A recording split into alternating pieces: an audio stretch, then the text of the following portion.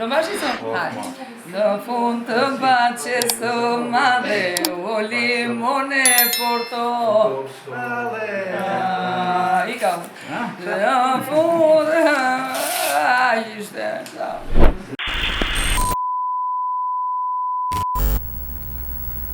Në këtë kas Matilda Dautaj me doktor Skerdi Faria, datë 27/4/2026, skena 1 tek 1 çak. Përshëndetje të dashur miq, sot kam një të ftuar të veçantë, e cila ka bërë edhe buzët sot. Edhe i ka ly, i ka rregullu, i ka fry, ka bërë si komardare. Do ulen Pra doktor. kuptohet që është një pacientja jon, mos fol tani se ka moradën, kuptohet që është një pacientja jon. E ka bërë ca gjëra tek neve, por ka një jetë vërtet shumë të veçantë për të treguar. Ka një jetë që ka filluar të punoj që në moshën 9 vjeçare, ka përjetuar dhimbjen e ndarjes së prindërve, ka përjetuar rrugën e vështirë të emigrimit me gomone drejt Italisë, vështirësitë e jetës atje dhe bullizimin, vuajtjen, urin, skamjen, varfërin, dhe përveç të tjerave ja arriti, ja doli mban që të krijoj një familje, sot është edhe gjyshe, dhe të ecë përpara në jetë pa e qarë kokën shumë për ato që thonë të tjerë të përvojtit e jetës së saj. Kemi këtu Matilda Dautaj, mirë se na erdhe Matilda. Mirë mbrëma, mirë se u gjeta. Tani, me që jemi në sallë të operacionit, ty të kemi veshur si doktoresh aty, se herë të tjera ke hyrë kështu si paciente me ato rozat. Dhe këtu në sallë të operacionit neve kemi cica, si ato që të kemi vendosur ty, që nëse stresohesh në që nga pyetjet e mia, fërkoj nga pak, s'ke që ti bësh. Dhe kemi edhe çik lëngë pjeshke është ky, lëngë, nuk e di, lëngë për të pirë, kështu që merri ato shiringat e tua. Okej, zbrazi tek ajo karaçja jote. Po. 3 shiringat e tua 13 mjet. Edhe të pimë edhe pak kështu. Po do t'i pimë? S'ke pirë ndonjëherë në një tas të tillë kaq steril sa që janë këto. Këto janë tasat e ndërhyrjeve kirurgjikale, Ne kishim të tillë tasa në fshat alumin që pinim qumshin, kosin, por lëngun e frutave jo. Ke 3 shiringa, e mbushit të 3. Të treja. Të 3 janë të tuat. Të 3 jepi. Edhe nga që jemi sa të operacionit i bëjmë tamam stilin ton me shiringa, me tasa sterile, me gjonat mira, gjonat bukura. Okej, pa fare, që sot të gjonat të pjeti. Ja, kësuar, mirë se merë dhe labe. Gëzuar me tas. Me tas, mirë se Gëzuar, mirë se gjeta doktor. Tani kemi rrëfimin e jetës standard. Do ta fillojmë që nga fëmijëria, apo dëshiron të trajtosh në një temë dhe një budallik që ke bërë në jetën tënde këto të fundit dhe pastaj fillojmë rrëfimin e jetës tënde. Çka ke bërë në gjë të bukur këtë ditë herë, ha? Këto ditët e fundit? Po, ditët e fundit. Doktor, kam bërë llapat e syve. Kam bërë se na ishin varur fare. Dhe kur varen duhet ngritur, doktor. Cilët ishin varur më tepër, të syve të gjoksit llapat? Po thuaj se edhe gjoksi nuk është se ishte keq, ishte varur goxha. Dhe kur unë kam nxjerr videon cica u rën të pika, u operova se vdiqa, më kishit vajte kërthiza, ishte shumë e vërtet, kishit vajte kërthiza. Sot gëzoj një gjoks shumë të bukur. Një këtu lart tani. Tani komunikojnë me pasqyrën, jo më me kpucët. Okej, shumë mirë. Bravo, tani do më tregosh pak për gjoksin e për llapat që ke bëj, i flasim më vonë, por do të dëgjoj pak historinë e jetës tënde, duke filluar që nga fëmijëria. Nga të kemi mirë? Unë jam nga Bolena e Vlorës, duhet ta specifikoj, që e merr Kurveleshi Vlorës. Tri me Kurveleshi ti. Kurveleshi Malmi Male. Emër të bukur është si krahim Kurveleshi. Për kush nuk e di, qesh. Por kur ne na Kurveleshi shikojmë dikë që qesh me Kurveleshi na jep bezdi. E di që ti bezdi, po çfarë tani, që ti peshkyesh apo se kem vënë neve. Dhe vajzë fshati, vajzë. Ishte mat fshati Bolena, është sa banon ka patur atëherë? Nuk e kam ide, në këto moment më kape mat, por jo, atëherë do të kur atëherë kishte, tani nuk kam. Ja unë isha dje në Bolen. Po. 2 pleq, 2 gomer, një samar në anë të rrugës, kishte asgjë tjetër. Po. Kurse atëherë kishte. Kishte edhe fëmijë, kishte shkollë. Fëmijë, po shkollë, po maternitet, por për shembull Bolena ka pat maternitet. Po. Kallarati ka pat maternitet. Po, janë fshatra të ngjitur aty me. Ka pas komunë, Vranishi, janë fshatra të ngjitur me njëri tjetrin. Kuçi po gjithashtu. Sot nuk kam asnjë. Sot je në Vlorë, sot jemi në Himar si komunë nëse dojnë certifikat. Po. E pa, së kohë nuk flinte në veritike. E bëre punës, nuk t'i vjas pas aportizimin në vendet të tjera. Po. Të dojë të shkoj në Vlorë ti nga Bolena, si ke Nuk i ke dot. Ishim aty dhe, jetë fshati, por kemi qenë dhe të lumtur, doktor. Kemi qenë dhe të lumtur, këto dashuri. Çfarë bën nga fëmijëria jote?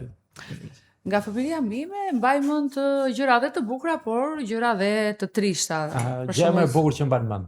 Gjëja më e bukur që mbaj mend kur shkoja me dhim. Po, ai çfarë bëj me dhim? Kjo ishte gjë më e bukur e jetës tonë. Ishte gjë shumë e bukur sepse kur unë baban e kam nga Bolena, kështu që kur shkoni me dhia ai na merrte me vete dhe na mësonte këngën labe.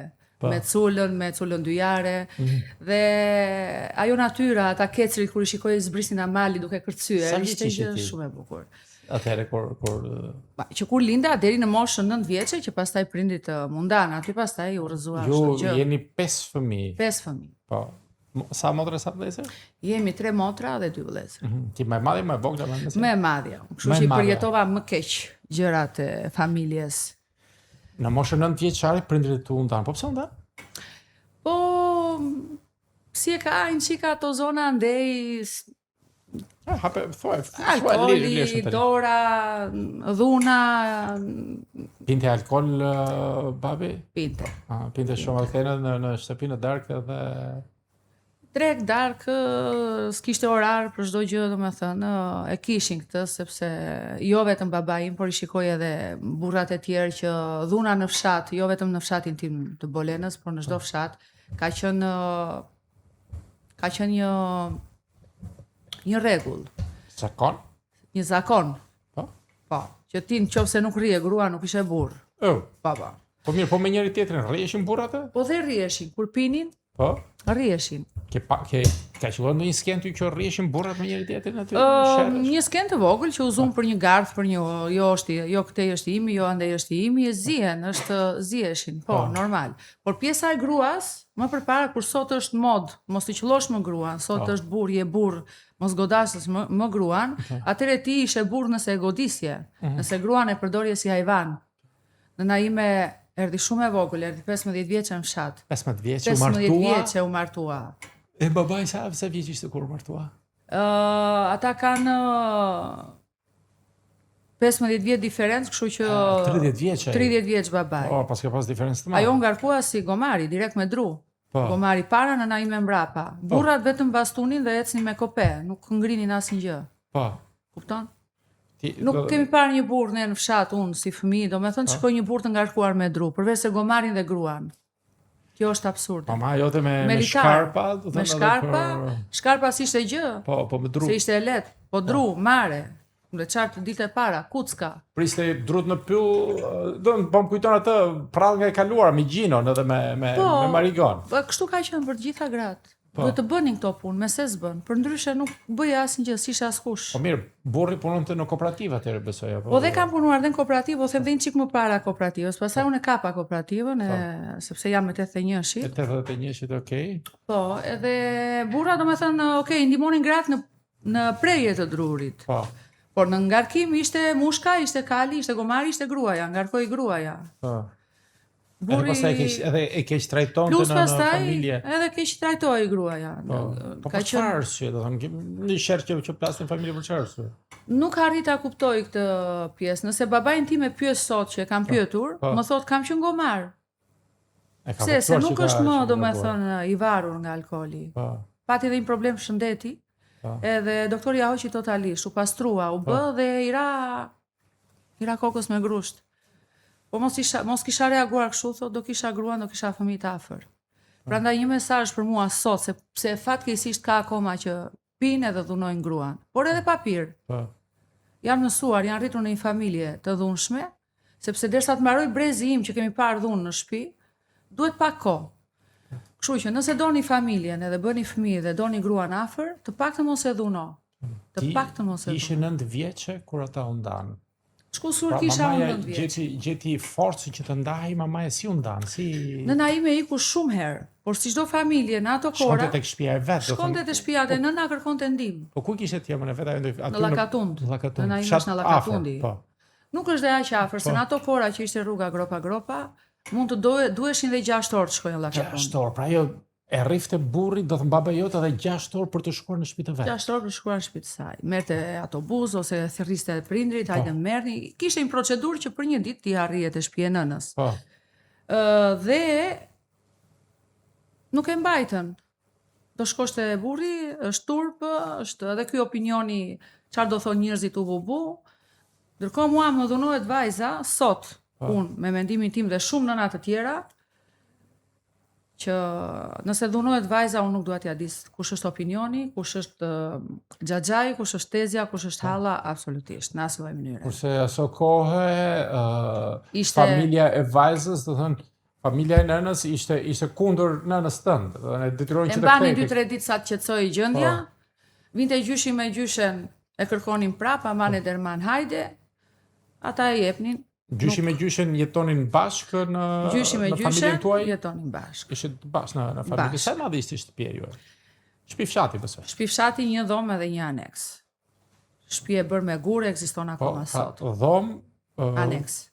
Kuzhinë kishte thënë kështu si asnjë gjë xhakun. Hanim aty, hanim në shesht. Shtëpia që un kam lindur s'ka pat fare çimendo, ka qenë dhe. Më falni për shprehjen, domethënë ato kora përdonin bajgën e lopës. Për shembull. Baj gëlqere e bënim si krem edhe me dorë e bënim me sheshonim komplet deri për jashta. Do linim një ditë që të thaj, imagjinoje 2-3 ditët e para të flien mbi bajga vdisje në vend, por thonë që bajga është kundra kancerit, kështu që na gjeti që jemi mirë. Jemi rehat. Pra ju jetonit 5 fëmijë plus 2 prindit 7 plus gjyshi me gjyshen 9 veta në këtë shtëpi të vogël. Edhe ju fëmijët ku flinit, gjyshi ku flinte? Kok më kok.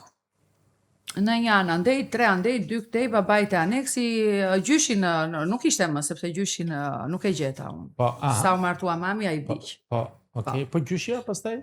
Gjyshja me ne. Nuk na nda kur. Gjyshen e kisha nga kuçi, edhe ishte një nënë e mrekullueshme, që kujtoj akoma sot me mall. Pa i mbronte maman tënde? Shumë. Shumë e mbronte. Futej gjithmonë në mes edhe shumë ndonjëherë shtyrjet edhe i hante ajo e shkreta. I hante edhe Dhe kur u ndan ti si e përjetove këtë gjë? Si rim apo si Shumë keq, sepse ti kur je fëmijë nuk e kupton që nëna ikën se ka një arsye. Nëna iku të braktisi dhe nëna është fajtorja. E mendoja kur isha fëmijë. Kështu që përjetova shumë keq. Ai që nuk të braktis sa do i keq është, ai është më i miri. Sepse babai nuk kish dorë tek ne, kish dorë tek gruaja. Ti ishe 9 vjeçë dhe vëllezërit e motrat çfarë moshe ishin kur u ndan? Po unë 9, motra tjetër 7, tjetra ishte 5, tjetri ishte 3, tjetri ishte në Kopanec, 9 muajsh. 9 muaj. 9 muajsh. E pastaj iku nëna, u kthye tek prindrit e saj apo ku vajti? U kthye tek prindrit e saj, u mblodhën të gjithë që atëherë që ra muri Berlinit, u hapën toganat, po. Edhe ikun me dajot e saj, me xhaxhallarët e saj, ikën grup si familje, ikën nga Greqia dhe u stabilizuan atje. Po, dhe nuk e ktheu më kokën pas për ju? Ka ardhur gjithmonë. Po. Ka ardhur gjithmonë, na ka sjell lek, na ka sjell ushqim, na ka bler një shtëpi në Llakatund, na ka Pra jo ka punuar në Greqi dhe ju ka mbajtur. Punonte dhe vinte. Por nuk dha shëndarje për momentin. U shkëput nga familja. Kaq. Në atë kohë, pastaj babai im kaloi një farë depresioni të rëndë. Sepse është ndryshe kur i thua një mashkulli do iki, ikën dhe kthehesh prap, dhe është ndryshe kur i thua do iki dhe s'kthehesh më. Edhe nuk e dinte që kjo i mori rrugën e Greqisë me familjen e vet. Si ikën atë? E mori vesh që iku dhe po, nuk e dinte që kur iku ajo nuk ja morti më, do kthehet. Kur vajti, ai vajti e kërkoi prap ku vajti, ku bëri, ata i thanë tashmë vajza bolduroi. Iku me xhaxhain, me njëri me tjetrin, duke dhënë emrat, se kur ikën me nuset ata me fëmijë, me gjithë bashkë, ikën grup. Ikën Malit? Malit. Madje edhe i kapën, ishin bërë 6 këmët, ishin 9 tur, ishin bërë, por siç u kthyen u nisën sërish. Dhe shqiptarët në ato kohra që kanë ikur nëpër male dhe nëpër dete kanë vuajtur shumë. Si të Greqisë, të parët janë të Greqisë që kanë vuajtur jashtë mase shumë. Kishin frikën e vdekjes se mos i vriste dikush, frikën se mos kapeshin, frikën se do ja dilnin apo s'do ja dilnin, frikën se ato lek që kishin me vete, a do arrinin atje dhe t'i sillnin 2 fishin apo 3 fishin. Kështu që frikën edhe që s'ktheshin më, shumë nuk u kthyen më fare. Edhe juve u ka rritur nëna, gjyshja. Nëna, deri në një farë moshe, po pastaj ajo erdhi na mori. Mamaja erdhi u mori. Erdhi na mori të gjithëve. Po ti çfarë roli kishe në familje, sepse ishe edhe fëmija më i madh? U ktheva nëna. U ktheva ajo që la shkollën. Unë bëra vetëm 3 klasë, 2 klasë e 3 muaj, sepse shkolla fillon në shtator, unë në nëntor la shkollën, klasën e 3. Po.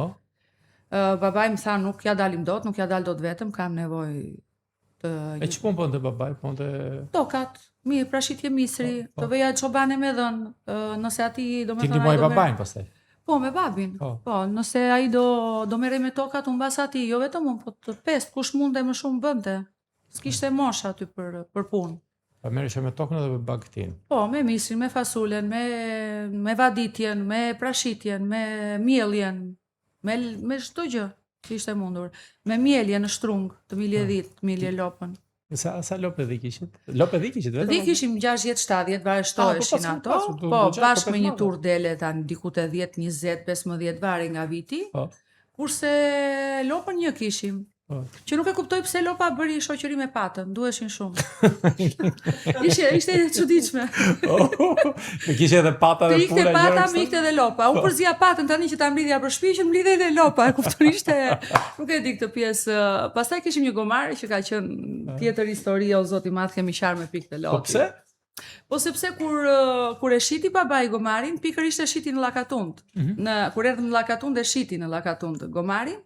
Kur ikët nga Bolena vajtën në Llakatund. Llakatund. Në Llakatund. Tek fshati Mamas. Te fshati Mamas. Po pse aty apo? Po sepse erdhi mamaja dhe tha më mirë ti sjellësh poshtë kafshët, fëmijët silli poshtë, unë do kthehem, unë do bëhem, ndërkohë që ajo ndoshta babain po e mbante me të mira për të marrë ndarjen. Po. Ose ndoshta për të parë edhe ndoshta mund të rregullojë familja, nuk e di këtë, se kam pyetur ndonjëherë nënën. Dhe e shiti babai gomarin se ngelëm keq ne në Llakatund.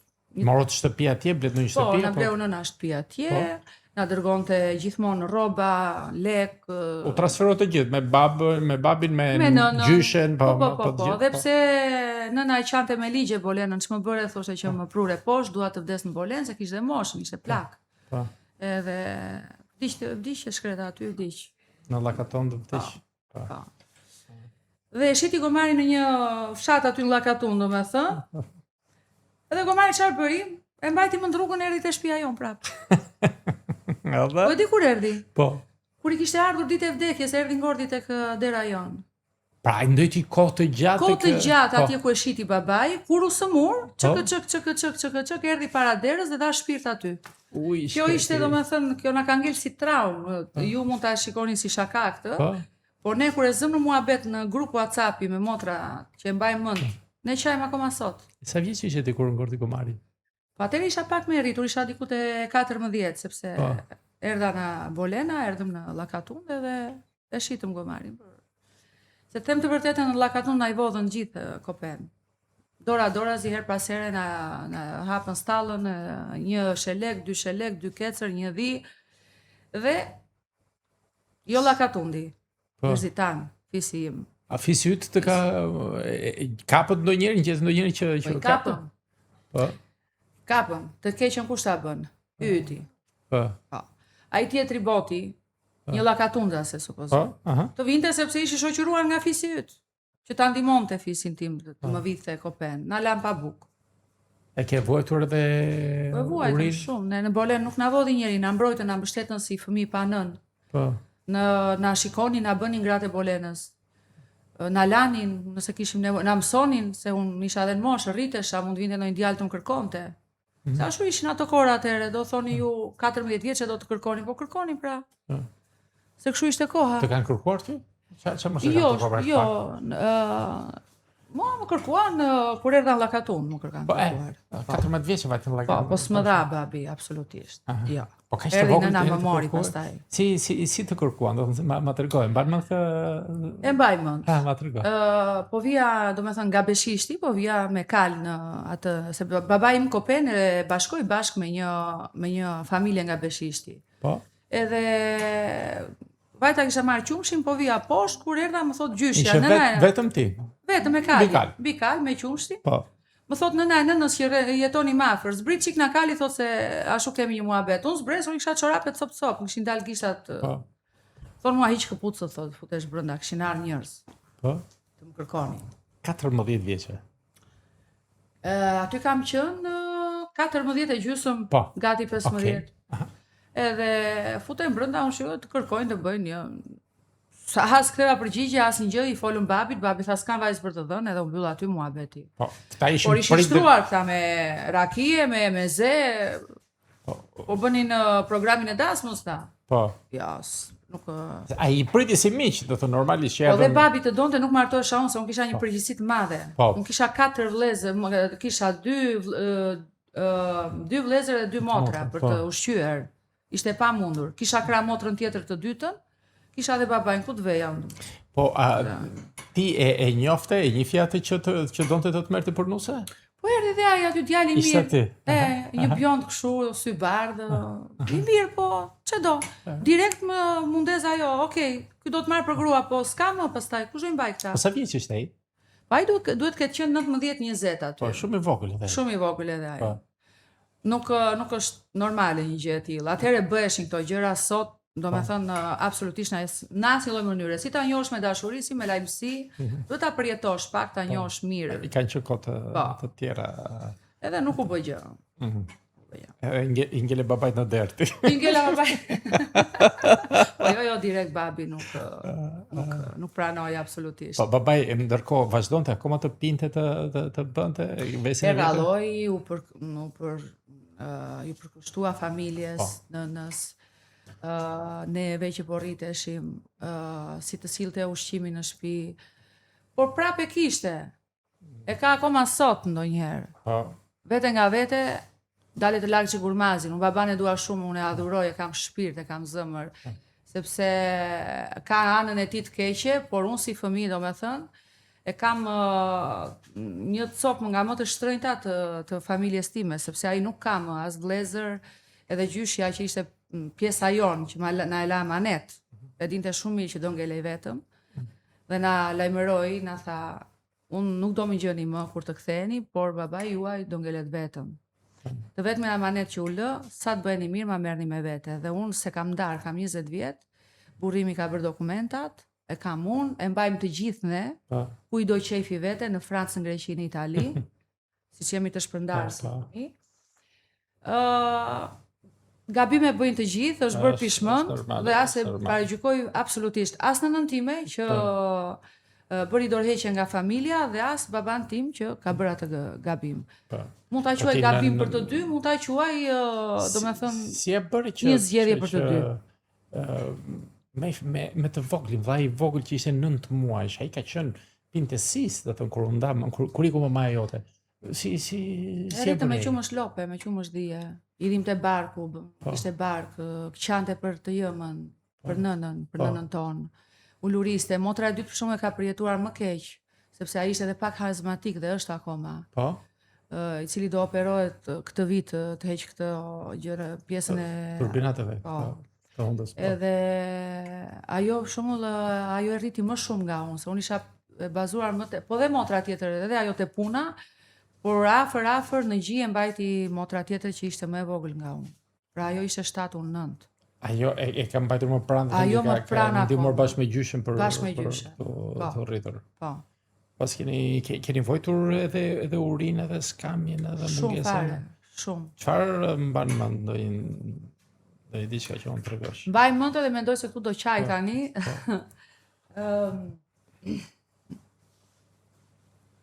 Lejohet të qaj? Lejohet të qaj. Nuk sa do në polen kishim pak, por për të ngrënë nuk vdisnim. Kurse siç e thash më parë, në Llakatun na i vodhën gjitha. Në moment që na vodhën bulmetin, s'kishte më djathtë, s'kishte më gjithë, s'kishte më mish, s'kishte më asgjë dhe ne toka s'kishim, ne s'kishim çfarë të mbillnim në Llakatur. Ne ishim të ardhur. Jeton vetëm me bregdori. Po, kishim tokat në Bolen. Po. Okej, ngele pa kafsh, po do mbjell çik misër, do mbjell çik fasule. Absolutisht, kështu që gjyshja ime bashkë me mua jemi detyruar me një tepsi, domethënë të dalim në përlagje të kërkojmë miell. Sidomos gjyshja duke qarë, po më vdesin fëmijët për bukë. Ta zëm e kam thënë dhe në një video këtu në TikTok, nga Mekati i parë, Mekati i dytë, Llakatundi, një familje nga Velça që ishin dhe ata të ardhur na kanë ndihmuar jashtëmase shumë, një nën me 7 fëmijë. Që janë akoma atje në komitet të Llakatundit. Pra ju ndihmuan banorët e fshatit. Na ndihmuan banorët e fshatit. Unë akoma atë grua vetë e takoj sot. Vetë e takoj, sa ti jetë gjallë do vetë ta takoj. Po. Njeriu nuk ka nevojë vetëm për të ngrënë, po për të veshur, për të Veshja nuk llogaritej fare. S'dinim çfarë ishin mbathjet. Mbathjet i kanë veshur. Erdhi mamaja mori për të parë. Një parë poture aty, çfarë gjeje përpara. Pa lar. Çfarë na mësonin gratë e fshatit, sepse vajzat vogla. Po vinin rriteshin njëra mbas tjetrës. Unë po shkoja 10, 11, 12, motra më vite mbrapa dhe kështu me radhë. Morra plot sa duash. S'u vjen trupun, e kam thënë gjithmonë. Realiteti. Mori të ta qëlloje me kallash. Po. Tani kështu është realiteti. Dhe s'jam e vetmja, sepse e dinim, domethënë kjo familje kishte më rregull, më pastërti, shumë familje tjera hithe më rivale, pogonishten. Fukarallo për maksimum. Dyshek s'kishim, shumë, flinim në sust. Na dërmoheshin kurriz. Direkte në sust, pa dyshesh. Gjallë, si gjalli, në sust. S'kishim rroba ndonjëherë të ndërroheshim kur veja çobane. Kur ishit në Bolena, ju shtrojnë dyshek në shesh apo që ishit gjithë fëmijët? Në Bolen ekzistojnë akoma krevatat me dru. Të bënin në ato kohra. Bënte edhe baba im. Gjyshja bënte qilte, bënte një farë dysheku me rrobat vjetra. E qepte me andra. Fuste edhe pak lesh dele dhije se kishim. Testani pastaj mbanim dega mbrete, dega kështu, nuk ishte problemi, hidhje një shark në sipër e flije rehat. Por në Llakatun numeruan fare. Kur them fare. Fare. Vinte nëna jon nga Greqia, silte. Solli dhe televizor, se ne s'kishim televizor, solli shumë gjëra. Por na i vodhën gjitha. Na i morën, edhe me forcë. Edhe me forcë janë futur babait tim brenda në shtëpi. E ka sjell motra ime, s'ke punë. Të afërmit. Të afërmit, fisi. Fisi, duke i marrë gjërë që kishte sjellë mamaja jote. Po. Kupton? Pas keni vujt vërtet. Vuajtëm, 3-4 vjetë që ndënjëm atje, falemderit njerëzve të Llakatundit, të Mekatit, po dhe të ardhur nga Velça, siç e thash, që ne të paktën ushqeshim, se çfarë ishte pastërtia dhe veshja nuk llogaritej fare. Të paktën që të kishim bukë thatë, ose bukë me ujë, bukë me sheqer. Ti vazhdove shkollë më tej apo? Absolutisht jo. Edhe në Llakatun nuk ju ktheve më shkollës. Ajo ishte shkolla jote që. Ajo ishte shkolla ime. Klasë 3, klasë 2. 2 klasë gjysmë. 2 klasë gjysmë. Sa mësove shkrim e këndim do të edhe kaq. Po. Po mamaja pastaj si vajzë histori mamas. Kur u kthye një herë nga Greqia, jo. Kur u kthye, domethënë që unë isha te 14-15 vjeçe, ajo dha lajmin që kërkon ndarje, domethënë, nga babai. Po. Edhe atë përjetoi keq babi, po ja dha, nuk bëri naze. Po. Ja dha ndarje. Dhe 16 vjeçe pastaj erdhi më mori. Më ka marrë të parën se ishte një periudhë shumë e keqe kur rrëmbeheshin vajzat, plasi lufta. Çfarë viti ke qenë? 16 vjeç, 81, do të kesh 97-ën. 97-ën. Po, pas ke qenë fiks 97-ën. Dhe kështu që një farë pjesë të luftës që u vran në çdo metër në Vlorë vrije një djalë, nuk e di në anët e tjera të Shqipërisë, por në çdo metër ti kishe një tufë me lule. Fatkeqësisht nuk e di pse u vran me njëri tjetrin gjuna. Por erdhi më mori të parën. Dhe kështu me radhë ajo mori të gjithë. I mori të gjithë. Në Greqi. Në Greqi. Në Greqi. Të gjithë fëmijët, dhe babai ngeli vetëm. E cila do me thënë kishte krijuar një familje atje. Mamaja kishte krijuar familje. Po përgatitej për një dasëm të dytë. Me një, po. Me grek apo shqiptar? Me shtetin grek, po. Po, me I cili sot kanë një fëmijë, një djalë, e kanë fijuar me Korçare. Edhe jemi shumë të lumtur. Pra, ke edhe një vëlla tjetër. Po, kam dhe një vëlla tjetër. Dhe erdhi ju mori vetëm juve gotë, do të thonë. Erdhi më mori mua të parë, po, sepse ishte rreziku më i madh që mund të rrezikoja të më trafikonin. Ose të na vrisin ose ku e di unë, çfarë mund të ndodhte. Por nuk dija gjë që ajo kishte, domethënë, një jetë tjetër atje dhe kjo më rëndoi, të them të vërtetë. Po vajte atje gjetën domosdoshmë. Po, më rëndoi shumë. Kishte bërë ndërkohë fëmijë? Jo, akoma po. Dhe kam dhe një vit, domethënë, në siklet, okej, të keqen mami, do rregullohemi ajo me të drejtën e saj, si çdo nën do ikit marrë dhe të tjerat, mos u mërzit, po unë kisha mendjen te babi. Po.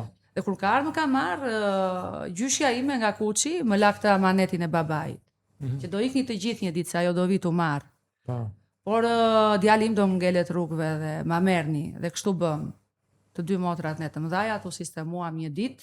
Në Greqi ke fjala apo kur ikën në Itali? Kur ikëm në Itali. Okej, do të thonë. U sistemua. Po ju atëherë të kuptoj më qartë, do të thonë ju mori të gjithë fëmijëve në Greqi mamaja. Jo, më mori mua të parë, por nuk ktheva. U ktheve, nuk ktheva. Nuk vajtet të gjithë aty. Ndënja vetëm një vit, mësova gjuhën, punova si der, sepse ajo bën shumë toka duhan, shumë dylym. Ka dhe goxha punëtor që i merr nga Shqipëria. Po, mamaja jote, po, dhe ti punoje atje në duhan. Punoja atje, domethënë që në 4 të mëngjesit në gjunjë të mbledhësh duhanin, derisa të veshte fletë e fundit, sipas rritjes dhe pjekjes të duhanit. Po, të duhanit. Akoma sot atë punë bëjnë. Por ideja... Si ka qenë jeta në Greqi aty? E vështirë, punë e rëndë, se ata janë dhe ata në fshat iku, në fshati Lumadja vajtin prapë në fshat. Iku nga ku ngarkoje si gomari me dru, dhe shkoj po atje ku janë sot vuan nga gjunjë tu, janë mbledhur me ujë sepse punë të duhani shumë e rëndë, punë e rëndë. Edhe vazhdon të bëj atë punë, sepse vetëm ajo punë bëhet aty. Fasulja, duhani, e këto gjëra, qepë, bujqësi. Po familja të vëllezërit dhe motrat e tjerë ku janë tani? Atëherë, unë me vllajën e vogël jemi në Itali. Po. Motra, një motër që ka 4 vajza është në Francë, që ishte edhe ajo në Itali po iku, për më mirë. Motër dhe vlla janë në Greqi. Pra gjithë familje të shpërndarë. Të shpërndarë. Morë dhe babajnë me vetën. E mora dhe babin, po erdhëm e morëm edhe babin, nuk e lam absolutisht. Amanetin e gjyshes. Amanetin e gjyshes. Po gjyshja kur ju la? Na la në 98-ën, kur unë ika, ajo kishte ndërruar jetë. Mbasi do me thëmë pa që mami u kthye dhe filloi të na merrte dhe ashënjë që do siguroj fëmijët. Ajo ndoshta donte të diste edhe më përpara sepse ishte shumë e sëmurë, por nuk e linte marazi, lutej. Hajde merri fëmijët, thoshte se nuk ja dal dot më, do vdes. Fliste me hënën, fliste me diellin, nuk e di se çfarë i thoshte. Dhe atë ditë që nëna ime erdhi në shtëpi, ajo thoshte sot do vi nëna juaj do u marr. Po, e kishte parë ndjer. Erdhi vërtet në mbasdite. Dhe erdhi vërtet. Po jeta do thonë si adoleshente, si në llakatun si ka pas qenë. Prap çobane, prap çdo javë na 2-3 dele më pak se na i vidhnin. Po. Çdo javë shtoi uria dhe sakrifica. Nuk ke shijuar ndo pak adoleshencën tënde, Absolutisht. Vetëm duke punuar, duke Absolutisht. Lozni me top me leck, e lidhni me një tel. Loje më tepër me çunat apo me gocat? Mblidheshin bashkë, nuk ishte problem. Edhe në fund të darkës të ditës e gjenim këmbët gjak, sepse ai teli e godisje topin, mos njëherë do ta godisje ku ish lidhur teli. Kështu që të futej maje telit mu tek gunga e këmbës, kështu që. Edhe ju vazhdoni të loni tek. Po vazhdonin. Kurse në bolen hypnim në një prallë, në një mbrete, në një fik. Po. Derisa të rrëzoi dega e fundit dhe bashkë me degën do vi edhe ti poshtë, do thyej turint. Ka kupton? Shiko se fshati ka gjëra të bukura, ka vuajtje, ka dhe gjëra të bukura që sot unë jo vetëm unë, të gjithë të fshatit, kemi mall për fshatin. Se vërtet kanë qenë këto vuajtje, por ka pas shumë dashuri. Jashtë mase. Dhe unë mendoj nëse s'ka intriga, edhe në shoqëri, edhe në lagje, çuna goca lagjesh, që jemi dhe gjiton, nëse s'ka intrigë që unë ta kam ty diçka me të keq, me të keq, foto. kalon shumë mirë. Kalon shumë mirë. Po pastaj si vazhdoi jeta jote? Pastaj u jeta ime ktheve nga vazhdoi, unë u Greqia? ktheva, 17 vjeçë. po 17 vjeçë. U ktheva dhe gjeta, domethënë, njoha një person, i cili më bëri këtë, domethënë që për tikur në Itali që të punoni me të bëni me ku ta di unë se pse ika unë në Itali? Ika për arsye sepse nëna ime kur e pyesja në Greqi që ziheshim shpesh, pse le babain? Ajo thoshte nuk punonte, nuk ma fiksoi në thellë në tru këtë që nuk punonte, pinte, më dhunonte, më bënte, ti ke parë vetë keqen mami, njërën tjetër, po unë nuk harrija ta kuptoja këtë, absolutisht. Prap në një farë mënyrë brenda vetes time në thellë atje në shpirt, unë e urreja. Dhe pse isha te ajo, dhe pse ajo erdhi më mori dhe unë gëzova, unë prap atje në fund, në shpirtin tim, unë Nuk ja falje këtë. nuk ja falja dot. Jo. Dhe i lë thjesht një letër te dera, sepse ajo më shoqëroi kur më solli këtu, me premtimin që unë do rikthehesha me të. Ne erdhëm të merrnim vëllezër të tjerë dhe motrat, nuk erdhëm që unë të qëndroja këtu, e gënjeva. Ti u ktheve me maman në Llakatun që të merrje vëllezër të merrin të tjerët. Po, edhe çfarë bëri ti, i le një letër tek dera në Llakatun? I lash një letër te dera, duke i thënë që unë do iki, dhe nëse ajo fjalë që më the është e vërtet, që ty të mungojnë lekë të rish me babain tim se s'kishe, do shkoj unë të punoj. Vetëm qëndro ti, laj, shplaj, domethënë bëu nënë e fëmijëve të tu. Ti kërkoj që të ndahej nga Greku, edhe të kthej me babain. Po. Dhe ajo nuk e bëri këtë. Nuk e bëri këtë. Vetëm kur mora vesh sepse dhe më denancoi, ndola në televizor, ndërkohë që unë prisja gomonen, skafin për tikur në Itali, kisha dalë televizor, ai kishte dalë televizor po qante. Keq që nëna thoshte ktheu. E kupton? Po ku po e prisi gomonen në Vlorë, nga Vlora u niset? Në Vlorë atëherë kështu ishte, domethënë mblidheshe, bëheshe grupe dhe kur ishte programi për të nisur se do shikoje detin, do shikoje sistemin, do shikoje gjithë këto gjëra. Veri ishte besoj apo jo kur. Ka qenë fiks data ditëlindjes time, 17 shkurt, ftohtë. Në 17 shkurt je vdekje, po. Po ti 17 shkurt të 98-ës? Po. E di që kemi diçka të përbashkët neve me këtë gjë? Çfarë? Sepse në 17 shkurt të 97-ës unë kam ikur në Itali. E shiko? Po unë nuk kam ikur me gomone, unë pata fatin që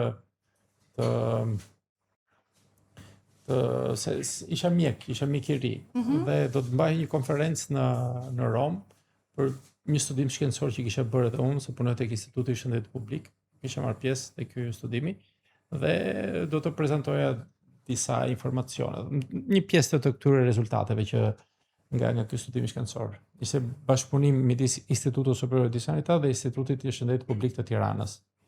Dhe mora një vizë, ika dhe suktheva më. Ike dhe suktheva më. Po. 17 shkurt të 97-ës. Pastaj plasën. E shikon? Luftrat këtej, ti pas ikur 17 shkurt të 98-ës. Po themi doktor që ti ke ikë si kapetan, si komandant. Kam ikë si zotnime, Po ne në të kollare. shkete që kemi ikë me gomone, Sa ne vete kemi ishit ikë në zezën e gomone? ullirit. Urdhë? Sa vete ishit në të gomone? Ishim 33 veta, e cila ishte një nën me fëmijë në Kopanec. I mbaj akoma sot mend ulurimat e atij fëmije, edhe të asaj nëne.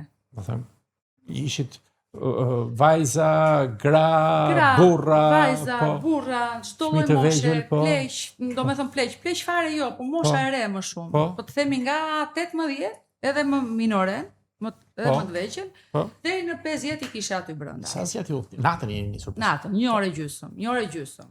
Pas ka bërë shpejt gomone.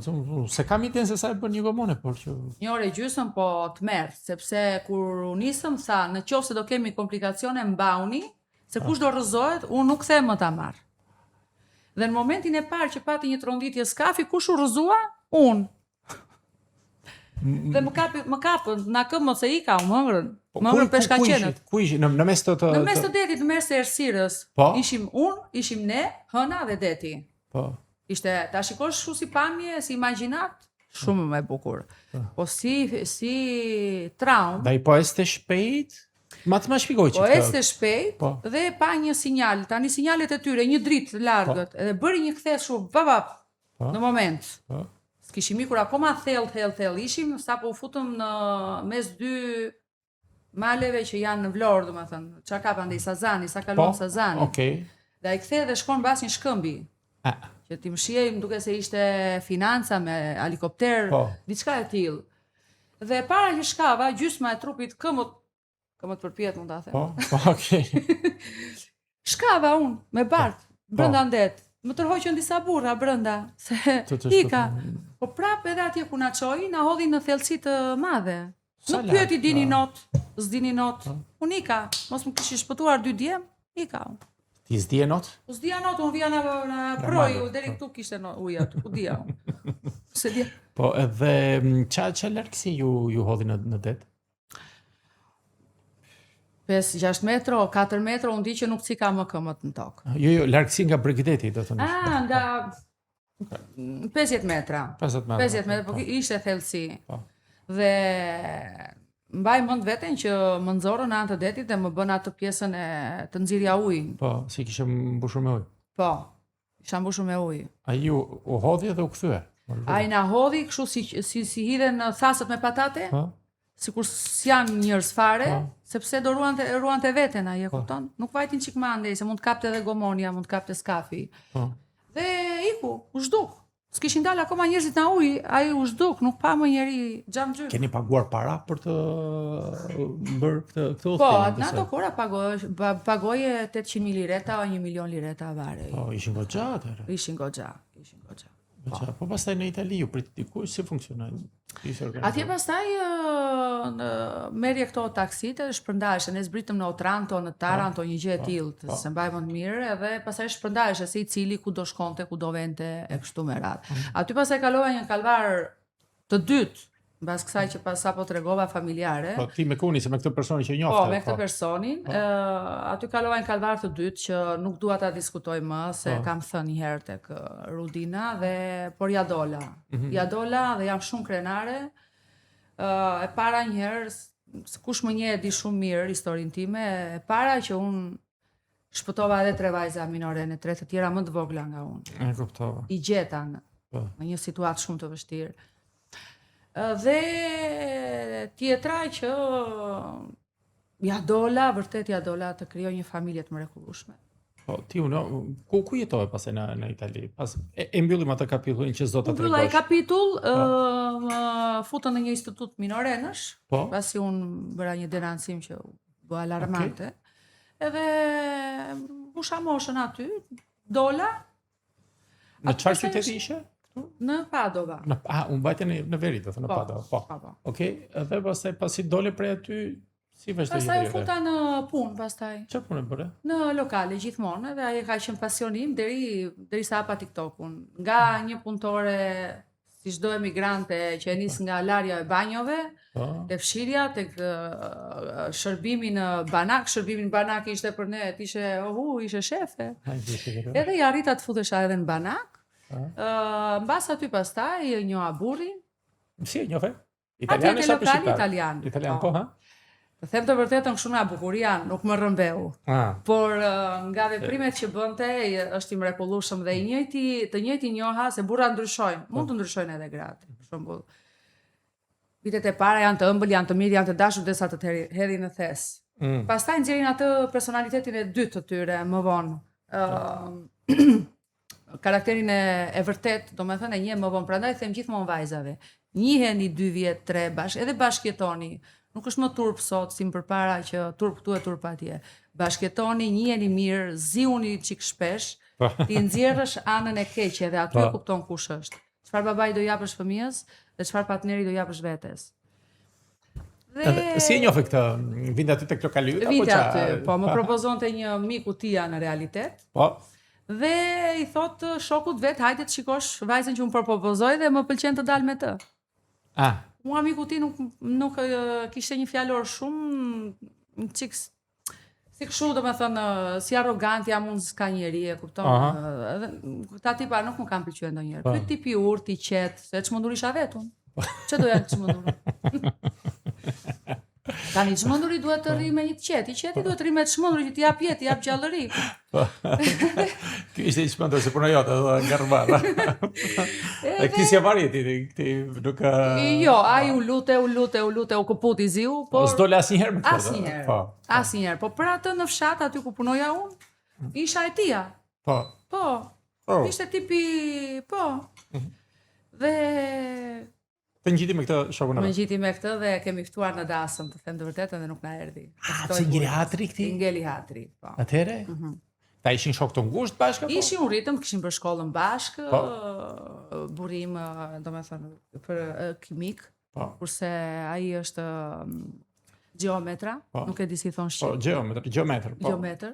Edhe ngeli keq. I tha ju të trashëgojeni, tha, por unë në dasëm nuk vi se kam dashur atë vajzë, domethënë në mënyrën e tij, ai ishte shumë shakaxhi, shumë nuk më jepte atë sigurinë të një që do bënte familje. Çfarë gjete të bukur tek yt shoq? Se më thej që nga pamja estetike nuk është se ishte ndonjë kush i wow. Jo, nuk më rrëmbeu që thuash, o zot, sa i bukur ky dhe vdiqe në vend nga bukuria. Jo, më propozoi, me atë qetësinë e tij, me atë dashurinë e tij. Pastaj veprimet që bëri, sepse kish parë dhe më njojti nga gazetat që unë kisha bërë historinë, se sa po thash, më njojti, më tha i e ti. Atë historinë, dhe thënë, pse u bë e famshme kjo, shumë e madhe. Që ti përfundoi, që denoncove këto, do thënë, u bë e madhe. Me foto me të gjitha me foto me të gjitha, që i kam akoma sot disa, i mbaj kështu në shtëpi. Dhe më mori, më mështolli, më përqafoi, tregova historinë time shumë e qetë, e hapur, çdo detaj, çdo gjë. Okej, ai thoshte se mendoja kur se atë që shikoja në televizor mund të ishte sot femra që unë dua, apo mund të bëhet nëna e fëmijëve të mi, por ja që. Sa vjeç ishe ti kur njohëm me të që u lidhet? Unë isha atëherë 22, e kisha kaluar, domethënë, goxha, po arrija për 23. Po, kur martove? Qa viti u martove? U martova masi kemi lindur vajzën e parë, vajza na ka sjellur Nazat. Ishte 4 vjeçe dhe u bë damigjela jon. Po. Vajza që sot na ka bërë gjyshër. Po.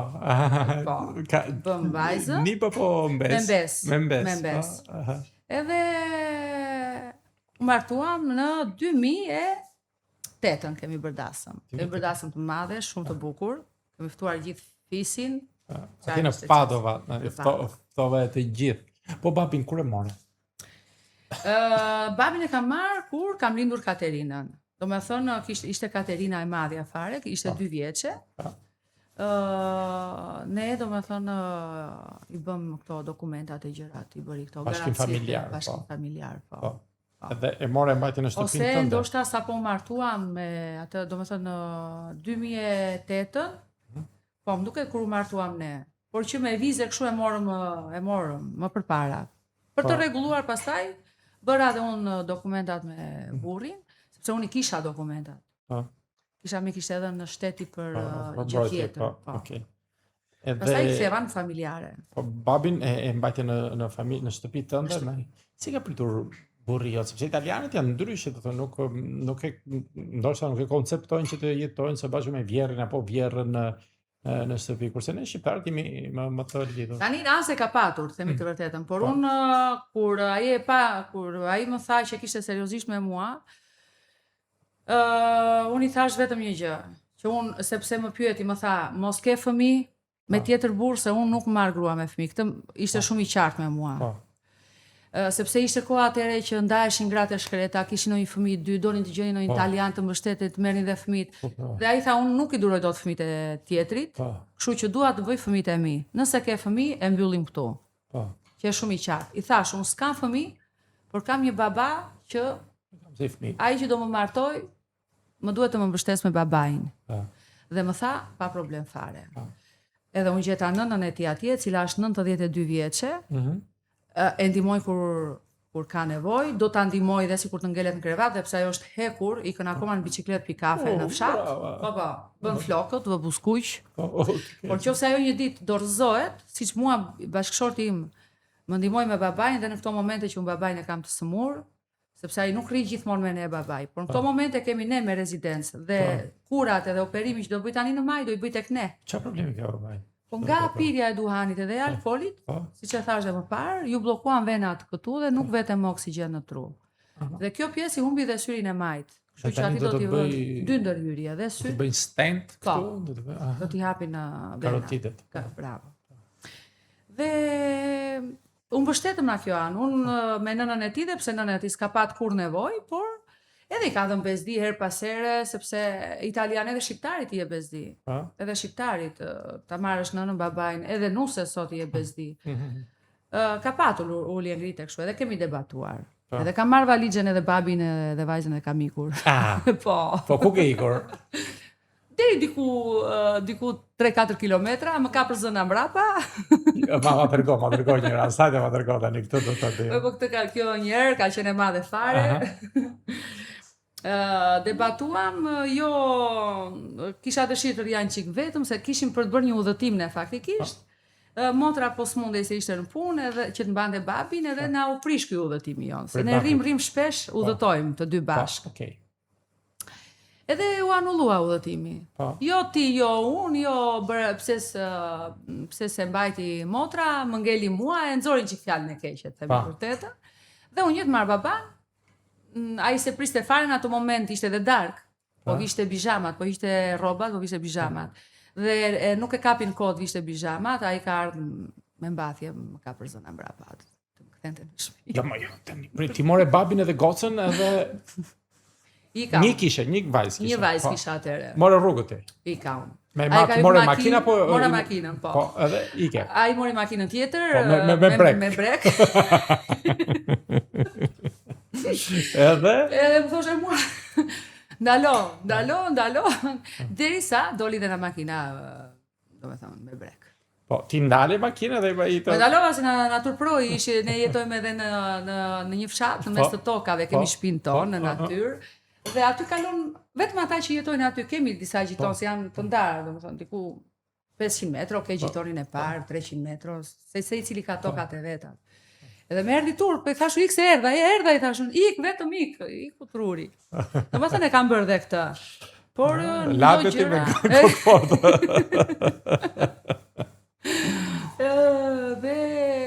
Po babaj që të thoshte kur ishe ma kime babaj, të thoshte ndalë më juruar të thoshte babaj. Ku do vemi, thoshte mua, ku do vemi është ndalë. Pa e kuptoj. Kuptoj asgjaj. Nuk i kuptoj që ti... Mori vesh, po, pa dhe vrullin tim, se unë e vrikosa dhe a i ngriti qik zërin, edhe unë e ngrita në qik zërin, edhe vajza, do me thënë, po kuptonte çfarë ndodhi, çfarë s'ndodhi, në makinë unë të dy. Ku do vemi thosh? Matilda, ku do vemi? Ku është ndark? Ku do vemi? Hajde më të vemi në shtëpi. Pastaj u kthyem në shtëpi. Bët paqe. Po bën paqe. Bën shpesh sherr me burrën apo? Vitet e para po, tani jo. Vitet e para unë isha dhi fare. Po. Se kur rritesh edhe në një familje që zihen prindrit, unë mbaj mend prindrit e mi jasën gjithmonë. O për një gjë, o për një gjë tjetër zihesh. Automatikisht është si punë e shkollës. Fëmia shkon në shkollë ditë për ditë dhe mëson diçka në fund të shkollës. Edhe familja është e njëjta gjë. Atë që do japësh fëmijës, atë do mësoj në fund të historisë. Dhe atë do jap te të tjerët. Kështu që për çdo diskutim apo për çdo hatërmbetje që i ngelej qefi burrit tim dhe mas sqaronte që kjo s'bëj kështu, u merrja flak edhe përfundonim në debat. Ai më ka mësuar që se si të jem e qetë, se si të më shpjegoj që dhe atë që po ma thua me zë të lartë, mund të ma thuash me zë të ullur. Do shta kuptoj më mirë. Pra, ulemi dhe flasim. Kam gabuar, ulemi. Të shikojmë sy më sy, si burë e grua, dhe ta sqarojmë. Sepse duke më bërtitur, unë se kuptoj dhe ti acarosh më keq, ose unë të të bërtas ty më thoshte mua, ti s'kupton gjë, do acarosh më keq. Pra hajde, e bëri shumë vite me radhë këtë, derisa unë mësova sot, i them hajde që, uri që. Të pas ke edukuar, nga dhi të bëri lule. Prap, si kur të më kapi ato telat. Prap. Sa vjeç kanë diferencë gosat njëra nga tjetra? 5. Si ke lindur? Kanë lindur në 4 kg e gjysmë. Po, me cesarian? Jo. Apo lidhje normale? Normale. Ta hongë shëzem në të. Normal, kam vuajtur, të them të vërtetëm, nuk pranova të ishte edhe kjo pjesë me operacion, jo, absolutisht. Dhe 4 kg e gjysmë të dyja, kam vënë 30-32 kg në çdo shtatzani. Po. Pastaj arritet ti humbje vet normalisht apo ke mbajtur dietë, ke bërë Mbajta dietë gjithmonë, e kam mbajtur trupin, në pakëzimin e tyre që atje pakëzohen. Mbas 2 muajsh unë kam qenë u vara. Varse, prandaj erdha edhe këtu që bëra cicat se ishin varur pikërisht, u mbas është 10 i humbet direkt në Shtatzani. Por 20 të tjera ngelen se unë haja 7-8 herë, i thosh ja vjerës bëm një tenxhere me fasule, 8 herë fasule në ditë. 8 herë fasule në ditë. Vjerrat e kanë ndihmuar gjatë Shtatzanisë, rrinte aty me juve apo me ushqim, po, kur më kisha këto dëshirat e mia, jo dua fasule, jo dua këtë, jo dua atë, i bënte. Po kur ka pat mundësinë të hidhte edhe helmin në lidhjen tonë, e ka bërë dhe këtë. S'ka dashur vjera që Jo, nuk ka dashur. Ja. Nuk ka dashur, për arsye se isha e huaj. Po motra e vëllezër ka burriot? Ka një vlla, ata më kanë dashur shumë, nusja edhe niprit. Ata më mbështollën direkt, më përqafuan. Nuk ja do të zemrën vjerës? Nuk ja ngra dot. Sot e kësaj dite nuk ja ke ngrënë dot? Shumë koklat, shumë edhe sot e kësaj dite atë ka ulur mosha. Po. Por nuk as unë as kunata ime, domethënë nuk arritëm dot. Të dyjave nuk ju ka pranuar? Të dyja shumë xheloze për djemt, shumë xheloze. Shumë. Nuk e di çfarë ndodh të vjerat kur martojnë djemt. Sikur u vën dinamitin, sikur nuk e di çfarë, domethënë në vend të jenë të lumtura që këta djemt e mi të martohen, të kalojnë mirë, kanë qenë vetë nuse. Sot janë vjerra, t'japin dashuri nuses, më kupton? U linde kundërta. Po ndoshta ke qenë ai çik dhi edhe ti, sa vetë ata. Jo, ajo e kishte më shumë te pjesa që është e huaj, do na marr shtëpinë, do na marr tokat. Se ishte periudha atë. Po mirë, po tjetra? Tjetra pse serdi të jetonte te shtëpia jon, po vajti ky gollovar, Kunati. Pse ky vajti tek Vajti atje dhe na la ne, domethënë pjesën lart katin e dytë. Ti me vjerën tënde jeni në të njëjtën shtëpi? Në të njëjtën, po ajo në kat parë dhe në kat dytë jam unë. Në kat të dytë duhet ishte djali tjetër, prandaj e ka me atë, me Kunatën, që ajo s'pranoi kur të jetonte aty. I dha tok babaja saj dhe vjerrim i dha lekshit një cop tok dhe i dha lek djalit e bëri shtëpinë, bëri vilën atje më vete.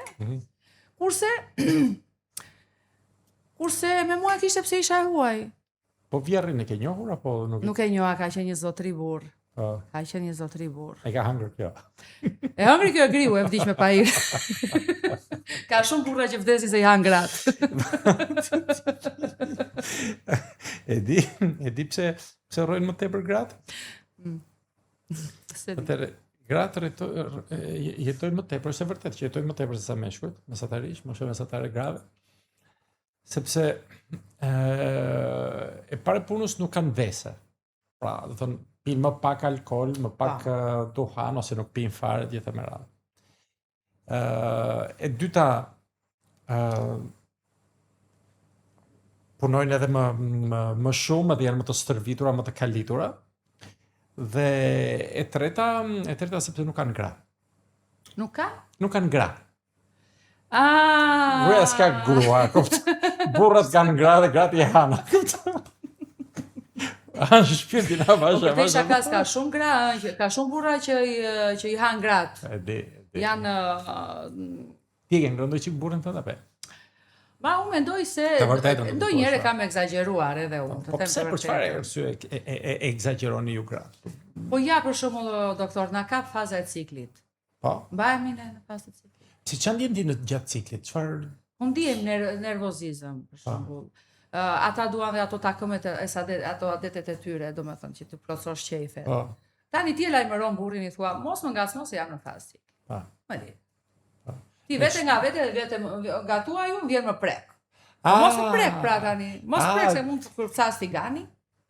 Ai po të prek sepse Po mos më prek se sidomos kur kalon 40-at, se derisa çik më para unë se kam pas problem. Nga 40-at është keq puna. Situata është shumë e keqe.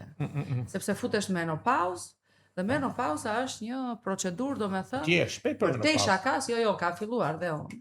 Edhe shumë gratë të tjera. Ti 44 vjeç tani apo? Menopauza nuk ka mosh. Fillojnë dhe 30 vjeçe. Po them masa e madhe fillon nga 40. Dhe kjo është një tjetër problem për një femër. Pra ti një herë në muaj do thënë sherr me burri.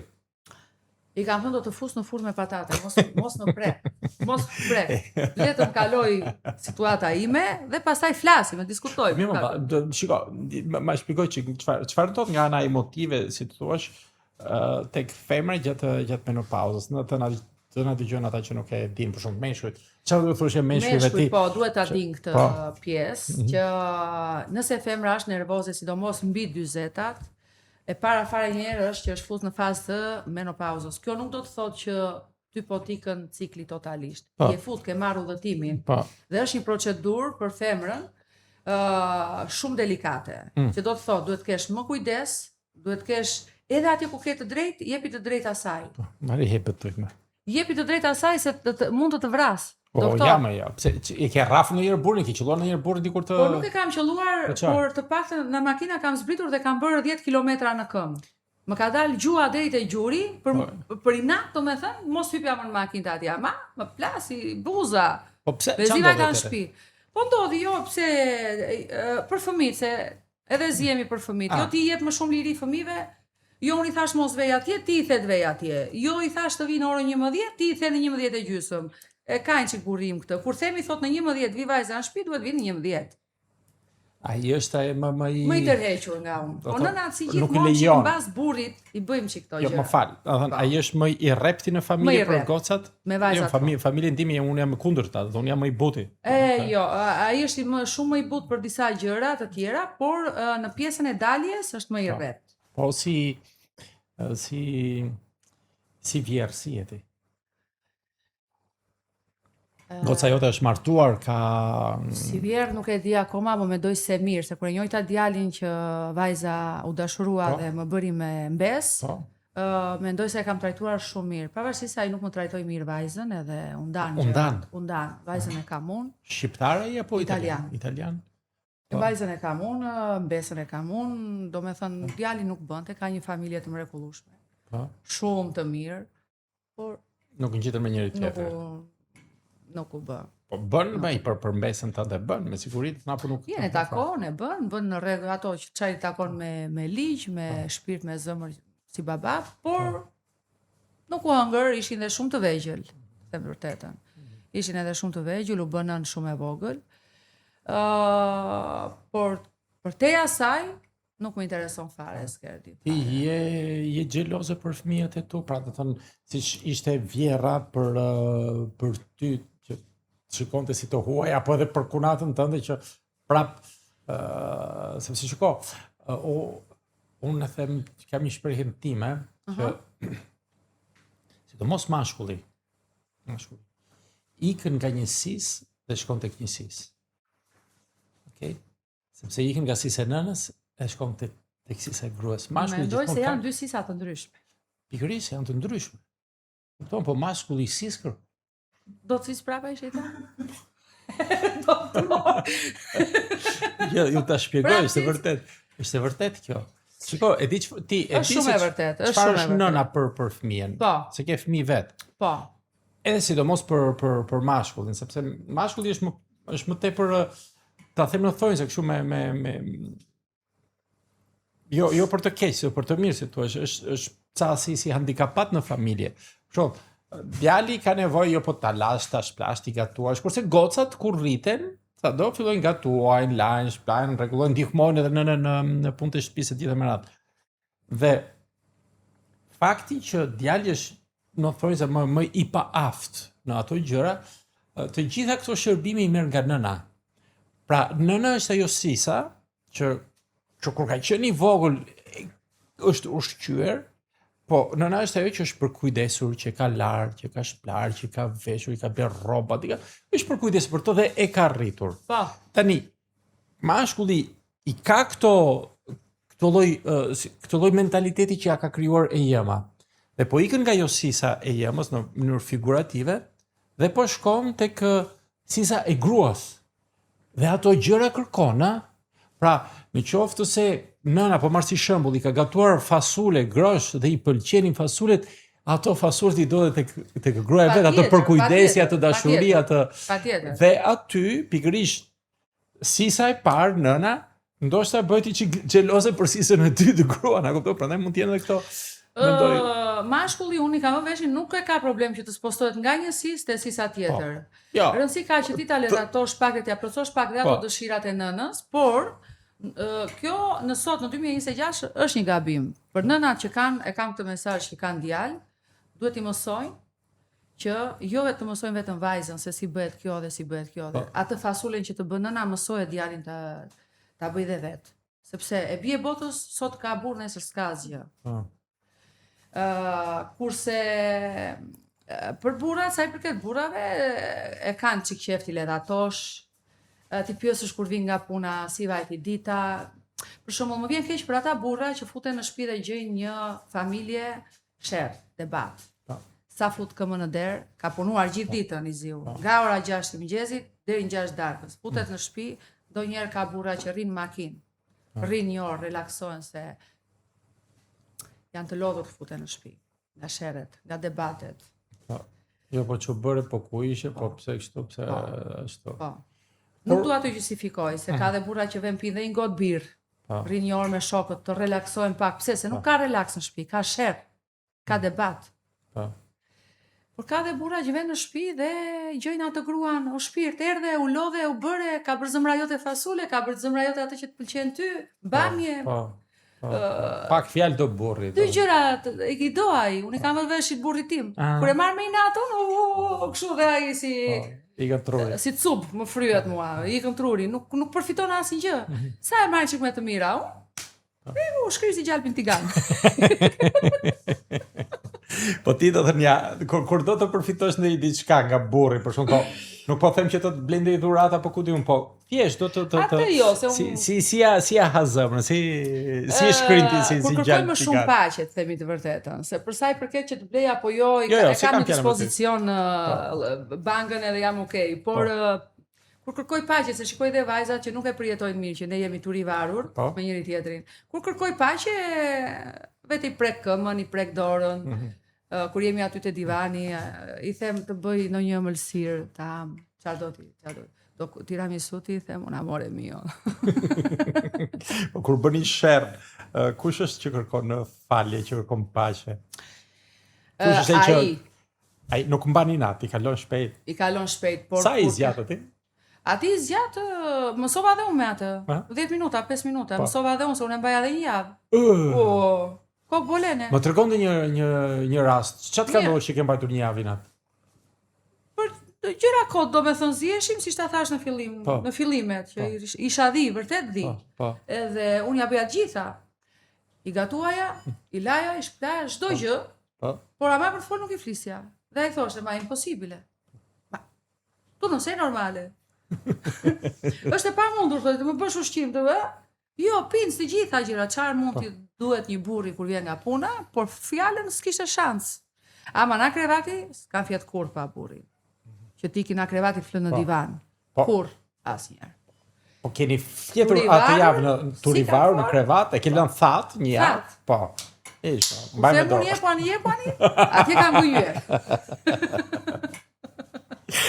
Po pastaj si keni bërë paqe, çka ka ndodhur? Ai për ditë, ai si sjellej për ditë kur ti ai do të thon kur e shikoni që bën paqe, por ta bën dhe të kuptosh, më dërgon dhe mesazh. Un jam në kuzhinë, ai është sallon. Ma dërgon me mesazh, sepse është e pamundur thotë që të sqaroj ty në këto momente që ke nerva. Kështu që ma dërgon me mesazh, dëgjoj Mati thotë, unë të kërkoj falje për këtë. Në WhatsApp. Por, thot ti këtu gabove, dhe mua më rëndon kur ma dërgon me mesazh, do të thot që e kam tepëruar. Edhe je venduar, do thënë, kur ja ke nxirr kështu për një javë, apo ditë të tëra? Nëse jam penduar, pak po se është shumë. Është shumë, pastaj. Si e bëj që kaq shumë, do thënë pa i folur, pa. Kishe vërtet inat apo e bëj që kastile që ai të vinte nga mbrapa? Jo, inat, puro inat. 24 karat inat. S'to kalonte një javë inati? Jo, nuk kalonte. Me burrin tënd, baba i fëmijëve? Nuk kalonte. Jo. Po tani e pjekur, nuk të. Po tani po flas 5, 6, 7, jo më shumë, vitet e para. Se vajtëm 20 e ca vjet bashkë. E tani mbani nat? Jo. Fare. Zihemi tani ne? Po, Hajde do vishemi, do vemi këtu, do vemi ajo, vemi pimë në gjati. Asgjë? Po, Fare? kaloj. Jo. 2 minuta. Bash. Ai shqyr. Po. Të paska zbutur do të. Ndonjëherë thot vajza, thon vajzat, mos u zini, thot, mos u zini, na, pushoni, andej po këtej edhe më në fund qeshin me ne, thonë ju sini normal, ju që të dy për psikiatri. Po kur zini ju, cilën anë mbajnë vajzat të tëndën apo të babit? Vemi ankojemi të dy të vajzat. Ma tërko këtë që tani. Do ta dim këtë. Vajzat janë të mëdha. Po, Vemi ankojemi sa të dy. ke të madhen, sa vjeç? 22. Po e vogla? 16. Okej. Edhe varet kush zë vendin i pari. O vete ai pari te vajzat bën atë konfesionin e vet, domethënë. Kujt i drejtojeni më tepër, të madhes apo të voglës? Të madhes. Të madhes, Të po. madhes. Është minorene, është majorene, është dhe nën, edhe kështu që ne. Pastaj mbaron ai vetë unë. Shfryeni. Shfryhemi tek Edhe e bën si jeni çobani ajo që dhe qen të t'ia falët. Por në ato momente që ai mërzitet, duhet ta marrim edhe unë dhe vajza një çik më me butësi këtë pjesë. I rëndon nëse ti i jep faj. I kam veshin që aty i rëndon shumë se ai kur ngrë zërin në të shumtat e rasteve ka të drejtë. Po. Dhe do të drejtën kur vetë dedikush thot ndodhi kështu, si mendon ti e do atë të drejtën. Nëse ti kundra vjesh, ai fiket edhe s'vete më ndoshta të flas. Po. Kështu që vajza ka kuptuar duke qenë se është Dhe jep të një drejtë studente vajza. psikologe, dhe ka studiuar këtë pjesë edhe vajza e ledaton pak. Po. Sa i ulit i që ki nati, Po. pastaj pret ty që shkon edhe ti. Pastaj vetë Rrafesh edhe ti ke prifti. mund të ta tregoj një Po, tregoj një rast, diçka po. është e çuditshme fare. Debatuam ne Turin, njëri andej Turin këtej, ikën vajzat e ngelën vetëm unë e ai. Edhe i them unë, do vish i them unë të vemi të këndojmë një këngë. Pse këndoni? Po. Të Të vajti në qyqe të Ta mua në këto momente ta ke të moralizuar, tha. Nuk ka shans. Këngëtari tha. Këngëtari tani. I ka kursëri. Se sa Këngëtari ka ngelur kështu. sa po kishim bërë një sherr, po jo sherr, endeza lyver në ato momente. Por ikën dhe vajzat ngelën vetëm, ne se tani duhet gjejmë në momentin që si janë vajzat në shtëpi, si janë dhe të rritura. Edhe i them unë, hajde vemi të këndojmë një këngë, i them. Se kështu e quani e keni kështu shprehje pa. Kështu e quajmë, po. Mjava Edhe këngëtare. tha këngëtari, tha nuk i ka ikur zëri, tha sepse nga sherri që sapo bëm, tha u demoralizua, tha është fikur fare. Kur të marr veten, tha do të lajmëroj. Po shumë. Po si e bëre do të reja. Ja ktheve zërin këngëtarit e. Po për një 3 orë po njerëz. Ishte rënduar shumë. Tani Kështu. Po të ndjehesh gjyshe si është për ty? Është fantastike, është një gjë që nuk imagjinon dot kurse si mund të Sa vjeç është? Dhe si ka emrin? Bianca. Bianca. Është 4 vjeçe, është një bjonde me sy boqelli, Ah. i ka gjartë i jatit, edhe ti mos, pak. Dhe është një fëmijë shumë i zgjuar, është e mrekullueshme, është dashuria ime, domethënë mjaltit. Po, kështu e thotë edhe babai im. Është mjaltit. Nëse ne u bërtisnim fëmijëve tanë si nëna, sot shikojmë fëmijët tanë që i bërtasin një përve, nuk duam. I bërtisje fëmijëve të tu? Po bërtisja, se nëna bërtet gjithmonë, do të riedukoj fëmijët. Lufta e saj për një nënë është të nxjerrë fëmijët mrekullueshëm në fund të gjithë historisë. Edhe jo edhe bërtet, por edhe ndonjë shapkë del se ashtu qellor me shapkë. Po dhe shapka, po dhe fshesa, po edhe në një shumë e vrull, të erdha, të kapa. Kurse kur shikoj vajzën që mund ta bëj me mbesën, më dhëm shpirti, nuk e di pse, nuk e lejoj me dyshet. I ndërhyn në edukim në Po këtë dhe i gjëra. ndërhyj, po ajo duke qenë se studion psikologe, më ka thënë, më ndalon gjithmonë, më thotë. Mos ndërhyj sepse dua ta edukoj vetë.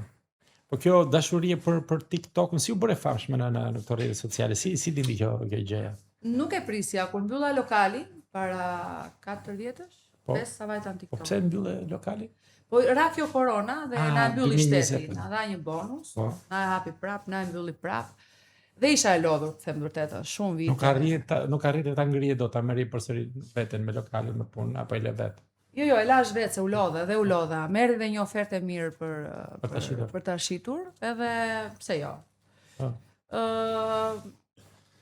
Por kjo mos puna, sepse gratë edhe burrat që janë mësuar në punë, nuk rrin dot në shtëpi për një periudhë të gjatë. Dhe unë kalova si një farë depresioni gjithmonë në shtëpi, vetëm laja është plaja. Lash në shtëpi vajzën që më ndihmonte te shtëpia për shembull, e hoqja nga puna, se kisha një vajzë që më vinte, më pastronte, më bënte. Dhe ato pastaj bëja vetu. Nuk e di pse u demoralizova pak, nuk e di nuk di ta shpjegoj akoma atë periudhë dhe vajzë vogël, fal asaj, domethënë, unë u bëra e njohur. Vajzë vogël atëherë, qofse është 16 vjeç, i ka qenë 10 vjeç atë. 10 vjeçe. Po, dhe ajo të hapi TikTokun? Dhe ajo më hapi TikTokun, më tha, kalo stresin këtu, ma tha.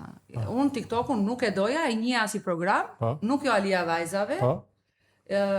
Kur shikoja që shikonin TikTok, absolutisht u hiqja. Dhe u ktheva një TikTok. Si ndodhi? E hapi profilin dhe pastaj filloi duke postuar gjëra vet? E hapa profilin. Mbaj mend që kam hedhur 300 kokë dhënë, 400 kokë dhënë video e parë në një anë të lumit ku bëja ecje, kaloja stresin, relaksohesha. Gjeta një kope me dhënë. Edhe unë ndjeva si në polen. Thash unë, kështu do ta filloj TikTokun dhe nuk i dija se ku do përfundoj. Dhe kështu, nga aty pastaj hodha ta quajmë talent humorin. Që e kam pas gjithmonë, që e vogël bëja të qeshte lagja, të qeshte gjitoni, të qeshte fisi, teze. Çfarë bëje? Si bëje për të qeshur lagjën kur ishe vogël? Po bëja ato gjestet e mia tani, nuk i mbaj mend, po mbaj mend një teze që më thoshte, ti je humor i gjallë, më thoshte, të keqe tezja, ti na kënaqe. Qeshni me bëni me për shembull kur erdha Nabolena që erdhëm në Llakatun që pash televizor për herë të parë. Pash lopët unë në televizor, dhe vajta direkt mbrapa televizorit ku qëndronin gjithë ato lopë. Pa taksa. Po vërtet nuk e kuptova. Po se kuptova ku ta dija, ku kisha parë në një televizor unë. Ne kishim parë lopët në natyrë. Por jo një kope me lopë, domethënë, në një ekran kaq të vogël, bardhëzi. Dhe u pa taksat natë, domethënë, ku janë, ka mundësi që të shikosh lopët. Besoj se shumë e kam patur këtë. Derisa e kuptua mirë që ekzistonte po filmat e po shumë gjëra të tjera, si jam e vetmja. Edhe filloi me humorin ku filloi të este gjëja në TikTok se. Të hedhësh një video me ca dhënë aty, besoj se është viral. Ajo ka qenë video i parë që nuk solli asgjë, por unë e fillova me domethënë për një vit unë vajta direkt 200.000 follow. Po. Ç'e bëj? Ç'e punoj TikTok? Po çfarë nuk thoshja, nga të gjitha gjërat, për femrat, për ndoshta edhe vitin e parë dhe egzagjerova një çik, të them të vërtetën. Hëse jam vetëm dhe mund të them çfarë të dua, kupton, ndërkohë që unë s'parja ta kuptoja, po shikonte gjithë Shqipëria, në të gjithë botën, kudo që janë. Dhe vetëm kur e gjeta veten me shumë follow, dhe vi në Shqipëri se ashtu kisha një punë, të parë që më kam përshëndetur ishte policia në Togan. Këlam shumë, tha mua ti, ajo tha që kështu.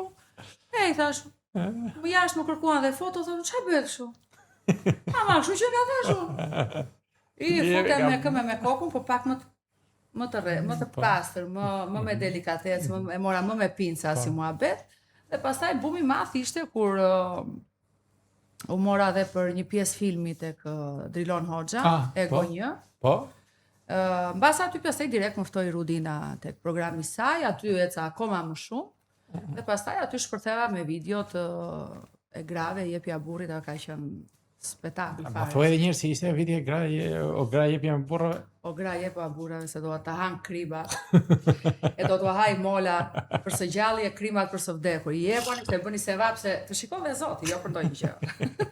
Po ti këtë kishe nga eksperjenca jote që do dhënë le burrin një javë fatë, ishe penduar, a? Po, sepse do me thënë shikon dhe ankesa burra se shkruajnë, edhe shkruajnë. Të shkruajnë? Po, pasi se unë nuk i nxjerr emrat, nuk i nxjerr foto. Çfarë të shkruajnë gjërat më të çuditshme në TikTok? Po kur bëj këto video për shembull, nëse unë bëj një video të një gruaje të dhunuar që duhet të ndihmuar, më shkruajnë gratë e dhunuara. Nëse bëj një video që jep janë i burra në humor, sipër, ti o Matilda më shkruajnë, e thua si shaka, por unë vajta 2 vjet që flën divan. Për shembull, burra që kanë bërë vetëm fëmijën e parë, Po. dhe gruaja ka kaluar direkt në divan dhe flë me fëmijën. Nuk kanë më marrëdhënie. Po. Okej, këtu vemi më thellë sepse mund të ketë një problem psikologjik në anën e gruas. Po. Ajo mund të jetë shumë keq me veten, e vuan, ndërkohë që mashkulli do qefet e veta. Ne e kthejmë në humor, por do parë dhe rrënja pse kjo femër e ndan burrin nga krevati. Mesazhet më të çuditshme që të kanë ardhur, Mesazhet më të çuditshme. që të kanë ngelur ndërmend ndonjë mesazh. Propozimet, jam i martuar, je martuar, mund të kemi një lidhje të dy bashkë, pa e marrë vesh njëri. Po. Si ke reaguar? Kam me të qeshur gjithmonë. Po. Ku do vesh o ma vri, shiko gruan mos çfarë janë këto muhabete. Po. O mati nuk një grua që sa jep më çfarë Të kërkon kështu. çfarë do të thot. Po. I kam kthyer mesazh, merr akletet edhe ik. Merr kputucët edhe ik. Do me thënë në vite me radhë, se flitet për vite, se ka faza gruaja në gjithë jetën e martesës, një periudhë depresive, se do kalosh në depresion në një moment i jetës. Po. Do të vija jankthja i depresioni me se zbën, se janë pasojat e jetës edhe të fëmirisë. Themi të vërtetën, ne shqiptarët nuk kemi një fëmiri të mirë. Kush më shumë, kush më pak, unë tregova timen, po të dëgjojmë shumë të tjerë, janë katastrofë. Kështu që këto pasoja një ditë dalin në pa. Ne i kemi brenda thellë në shpirt në një syrtar, të gjitha dhimbjet që kalojmë në jetë, që nga lindja, që nga barku nënës. Që kur nëna nëse me ty shtatzane ha dru nga babai, ti që aty e merr traumën e parë. Thonë që fëmia as ndihen gjë se është në bark, nuk është e vërtet. Që aty, nëse nëna është e shqetësuar. Nëse nëna është në depresion, nëse nëna nuk ka një mashkull që e mbështet, që e godet, e dhunon, atëre fëmia që aty merr pasoja, domet e para. U jep këshilla atyre që të pyesin, që kanë probleme, që kanë vojti, që kanë halle, i mbështet në një farë mënyre për të shkruajnë? Gjithmonë. Prandaj më duan shumë gra, për arsye se i kam mbështetur gjithmonë, sepse gruaja duhet të mbështetur. Duhet të mbështetur. Femra shqiptare ka vuajtur shumë. Ka vuajtur, jo se burrat shqiptar janë të keq. Ja, nuk kanë atë copën e vogël të mendjes që të dinë si ta trajtojnë gruan. Vetëm kaq, se burrat shqiptar janë shumë të mirë. Por kanë atë mungesën që o kanë parë babain që dhunon nënën, o për një gjë, o për një tjetër, duhet ta nxjerrin atë damarin që ta shkatrojnë familjen me se s'bën. Por unë kam ndihmuar shumë gra të dhunuara. Po, këtu desha të dalë, si të ka lindur kjo ideja, kjo iniciativa e ndihmës së grave të dhunuara? Lindi që një grua më shkruajti një mesazh, Matilda, jam në hall të madh, më dhunon burri, më shkruajti në Instagram, si t'ja bëj, dua të ikit, marr fëmijët e mi dhe t'iki sepse unë e kam denoncuar, ai është brenda dhe më dërgon skrinet që ai kishte dërguar nga burgu, që do ta vriste. Kështu që kur të dal, ti do futesh në dhe i kishte. Mua kjo histori më piku. Dhe e marr në telefon dhe i them për ta bërë shkurt, i them, je e gatshme të futesh në rrjetin social TikTok që të ndihmojmë të gjithë, të gjejmë një mënyrë se si të gjithë, kur them të gjithë, dua të them edhe ti që je vëzhgues, ti që më ndjek mua, mund të më japësh një ide shumë të bukur. Dhe lindi ideja, ajo erdhi, dhe lindi ideja që ta merrnim, t'i paguanim, t'i mlidhim lekët vët 5 ti, 5 ai, 5 ai, dhe t'i paguanim fugonin të ikte në një shtet evropian ku mbrojë femra, me urdhër mbrojtje. Dhe me firmën që ja mori burri. Këtë ke bërë. Po. Dhe arriti që ta realizosh të gjë me ndihmën e të gjithë atyre që të ndihmojnë. Po, jo vetëm këtë, pastaj kjo ishte një ide, unë u ndjeva shumë mirë sepse në një farë mënyre sikur ato gjërat e mia të vogël që nuk munda të bëja dot gjë kur nëna, domethënë, kishte këto debatet e rënda me babain, ne ishim shumë të vegjël edhe nuk bëja dot gjë, nuk i jepja dot një ndihmë, isha shumë e vogël. Dhe sot unë ndjej shumë të fortë veten që i jap një ndihmë nënave të dhunuara. Sa ke arritur të ndihmosh? Ndihma familjare shqiptare kanë qenë mbi 40, por jo të gjitha nënat të dhunuara. Kanë qenë dhe fëmijë të sëmurë, me sëmundje të ndryshme, po dhe adult. Keni mbledhur ndihma nëpërmjet TikTokut të rrjeteve sociale? Unë bashkë me një patriotin tënd nga Mallakastra, nga Varibopi, Prelat Lulaj. Nuk e njoh. Po, të dy bashkë domethënë. Kemi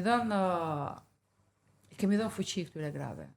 Gruaja e fundit, se është një histori që ka prekur gjithë Shqipërinë, është nga Berati. Po. Nën e 5 fëmijëve e dhunuar deri s'kishte më asnjë dhëmë, të gjithë dhëmët të thyer. Wow.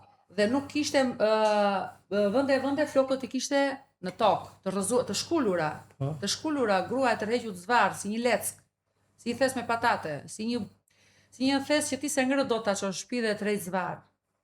Jo si grua, nuk trajtohet kështu gruaja. Dhe sot gëzon, faleminderit Zotit, dokumenta 10 vjeçare, gëzon fëmijët e saj 5 djem, që të cilin në njërin me ata kish me vrim në zemër, që është këto ditë për të futur në ndërhyrje, gëzon dhëmët e saj të bukur, erdhi në live na falenderoi dhe buzëqeshi, tamam si duhej sepse sa herë buzëqeshte vinte dorën përpara. Dhe gëzon flokët e saj dhe gëzon një punë, gëzon dokumentat edhe një shtëpi. Po ku, jashtë shtetit? Në Francë. Në Francë. Po. Arritët ta ndihmoni Arritëm ta ndihmonim, kjo ka bërë bujo, domethënë sepse unë kam ardhur vet, ajo jetonte në Kamës, kam ardhur vet. I kam marrë kuponat sepse nuk isha dhe besim, ishte ajo për ato, ai sa punonte, pastronte ku këtu ku atje me 5 fëmijë të vegjël. Kisha frikë se mos i hanin lekët, e kupton, mos i harxhonin në një. Ti arritet të mblidhi një shumë të caktuar. Po, direkt një grua nga Greqia, domethënë Irini, që është edhe ajo në TikTok, direkt dërgoi 1000 euro për pasaportat. Direkt vajta i mora kuponat dhe ja hodha pasaporta, se s'kishin pasaporta. Të 5, bashkë me 9-6. Dhe reston e mbajta për fugonin, paguan fugonin që e quam atje. Ndërkohë që i falenderoj të gjithë shqiptarët sepse të gjithë kanë dhënë kontribut edhe jo domethënë monetare, por si për shembull sille këtu se ta presun Matita. E çoj unë atje ku duhet. Kështu që kemi, domethënë ka dhe njerëz në Francë, ka dhe njerëz në Greqi, nëpër spitale, ka dhe njerëz në çdo vend. Emigrantët të gjithë kudo që janë na kanë dhënë ndihmë, mbështetje të papar. Sepse unë vërtet ngre zërin, unë vërtet mund nxjerr 50 euro, 100 euro për ty, për atë. Por aq e kam mundsinë. E kupton? E keni bërë nëpërmjet edhe GoFundMe apo këtë gjë apo jo? Kur kanë qenë sëmundje të rënda, një djali për shembull si nga Patosi që fatkeqësisht na ndaroi jetë, nuk ja doli, shumë i ri. Hapen GoFundit, por jo hapen në familje, në emrin e familjes. Hapen. Dalim aty, flasim, tregojmë epikrizën, duhet një epikrizë, një fat prove, duhet një faturë ku do shkoj. Në këtë rast është gjithmonë Turqia, pak herë kemi çuar në Itali. Edhe na kanë helmuar Skerdi sepse ka pat dhe vdekje. Si djali nga Patosi, si djali nga Nikla e Fushkrujës, Krujës. Nuk ja dolën dot. Nuk ja dolën dot. Vajtën nuk operuan edhe nuk arritën dot. I bëm të gjitha, çfarë ishte e mundur. Domethënë, leku nuk mungoi. Që të thoshte ajo nëna, ato dy nëna që u vdiqën djem, të thoshin që mua djali më vdiq për lek, ne nuk e lam. As ne nuk kur them ne, po them gjithë shqiptarët kudo që janë. Shqipëri dhe emigrant, sepse kanë vendor të gjithë atje tek ata dy djem që vdiqën. Kur themi ne, them të gjithë. Nuk e lam për lek. Por nuk ja doli dot. U bën ndërhyrjet, u bën të gjitha. Ne sot jemi si familje me ato familje, me nënat e atyre djemve. Unë vetëm Patos jam si në shpinë time, më bëhet zogu në Saç, vete në Nikël kam gjalpin e freskët, kam kosin, kam gjisën, jam si në shpinë time dhe mërziten dhe mos të vete, sepse është si të vesh të nëna ime dhe mos të kthesh, të vesh ku jeton nëna dhe mos të kthesh të nëna. Çfarë këshill të jepje atyre grave të cilat dhunohen edhe çfarë këshilli do të jepje atyre meshkujve që dhunojnë gratë e tyre? Çfarë do të thoshi? Meshkujve, ua kam thënë e ua kam rithënë, por më shumë do t'i drejtohesha gruas. Se mashkulli, nuk duhet ta prek femrën, në asnjë lloj mënyre. Qoftë edhe e kape që të tradhoj. Po. E supozojmë të fundit fare. Ti ke tradhuar një herë? Unë? S'ke për ta thënë ti. Pse po të tratoj jo doktor do ta them. Do edhe këtë.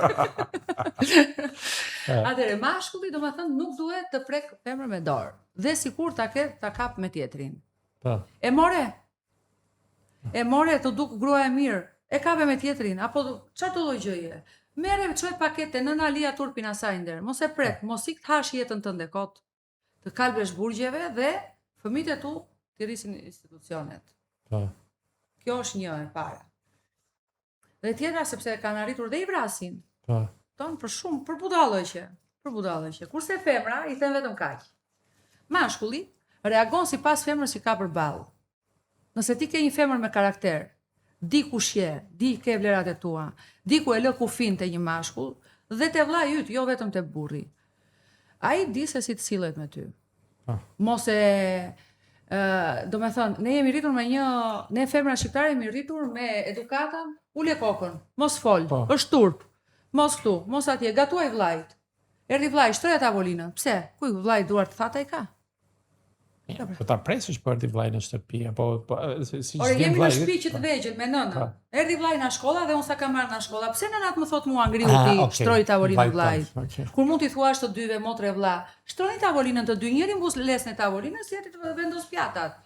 Njëri të pirunin, tjetri godën. Pra, është një. Kështu që femrat nuk duhet pranojnë dhunë. Ato më njohin shumë mirë, mua femrat shqiptare më njohin shumë mirë, e din shumë mirë se sa i dua dhe kam lënë mesazhe plot për to. Nuk duhet të pranojnë dhunën në asnjë lloj mënyre. Të preku me dorë për herë të parë, një herë fal sepse janë fëmijë. Ka gra që thonë nuk fal fare. Po do falësh pra se edhe mua më shtyti një herë burri. Është italian, po më shtyti. Tash të marr fëmijët e tiki unë. Si të shtyti kështu apo të fuzin e plot?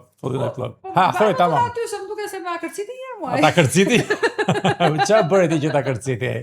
Po i kam prapë deri atje bajta deri. Jo, po pse ta kërciti? Këtë se mbaj mend, po mbaj mend që ja ke një debat. Debat, po për çfarë? Ja ke sjell shpirt më tundë se një italian do thënë një orë që në këto momente të them të vërtetën nuk e mbaj mend për çfarë. Po. Por e patëm edhe ne një kështu që se sado burri po të doj të vret, se e ka fuqinë më të fortë nga femra. Femra ka fuqinë e fjalës, për shembull. Kurse burri ka fuqinë e fizikës. Pra, burri nuk duhet ta përdorë fuqinë e fizikës për të goditur femrën. Po, dhe femra nuk duhet të përdorë atë fuqinë e fjalës për të goditur burrin apo jo. Po, normal, po mos e godit. Pjetë e prove, do thënë. Mos e godit.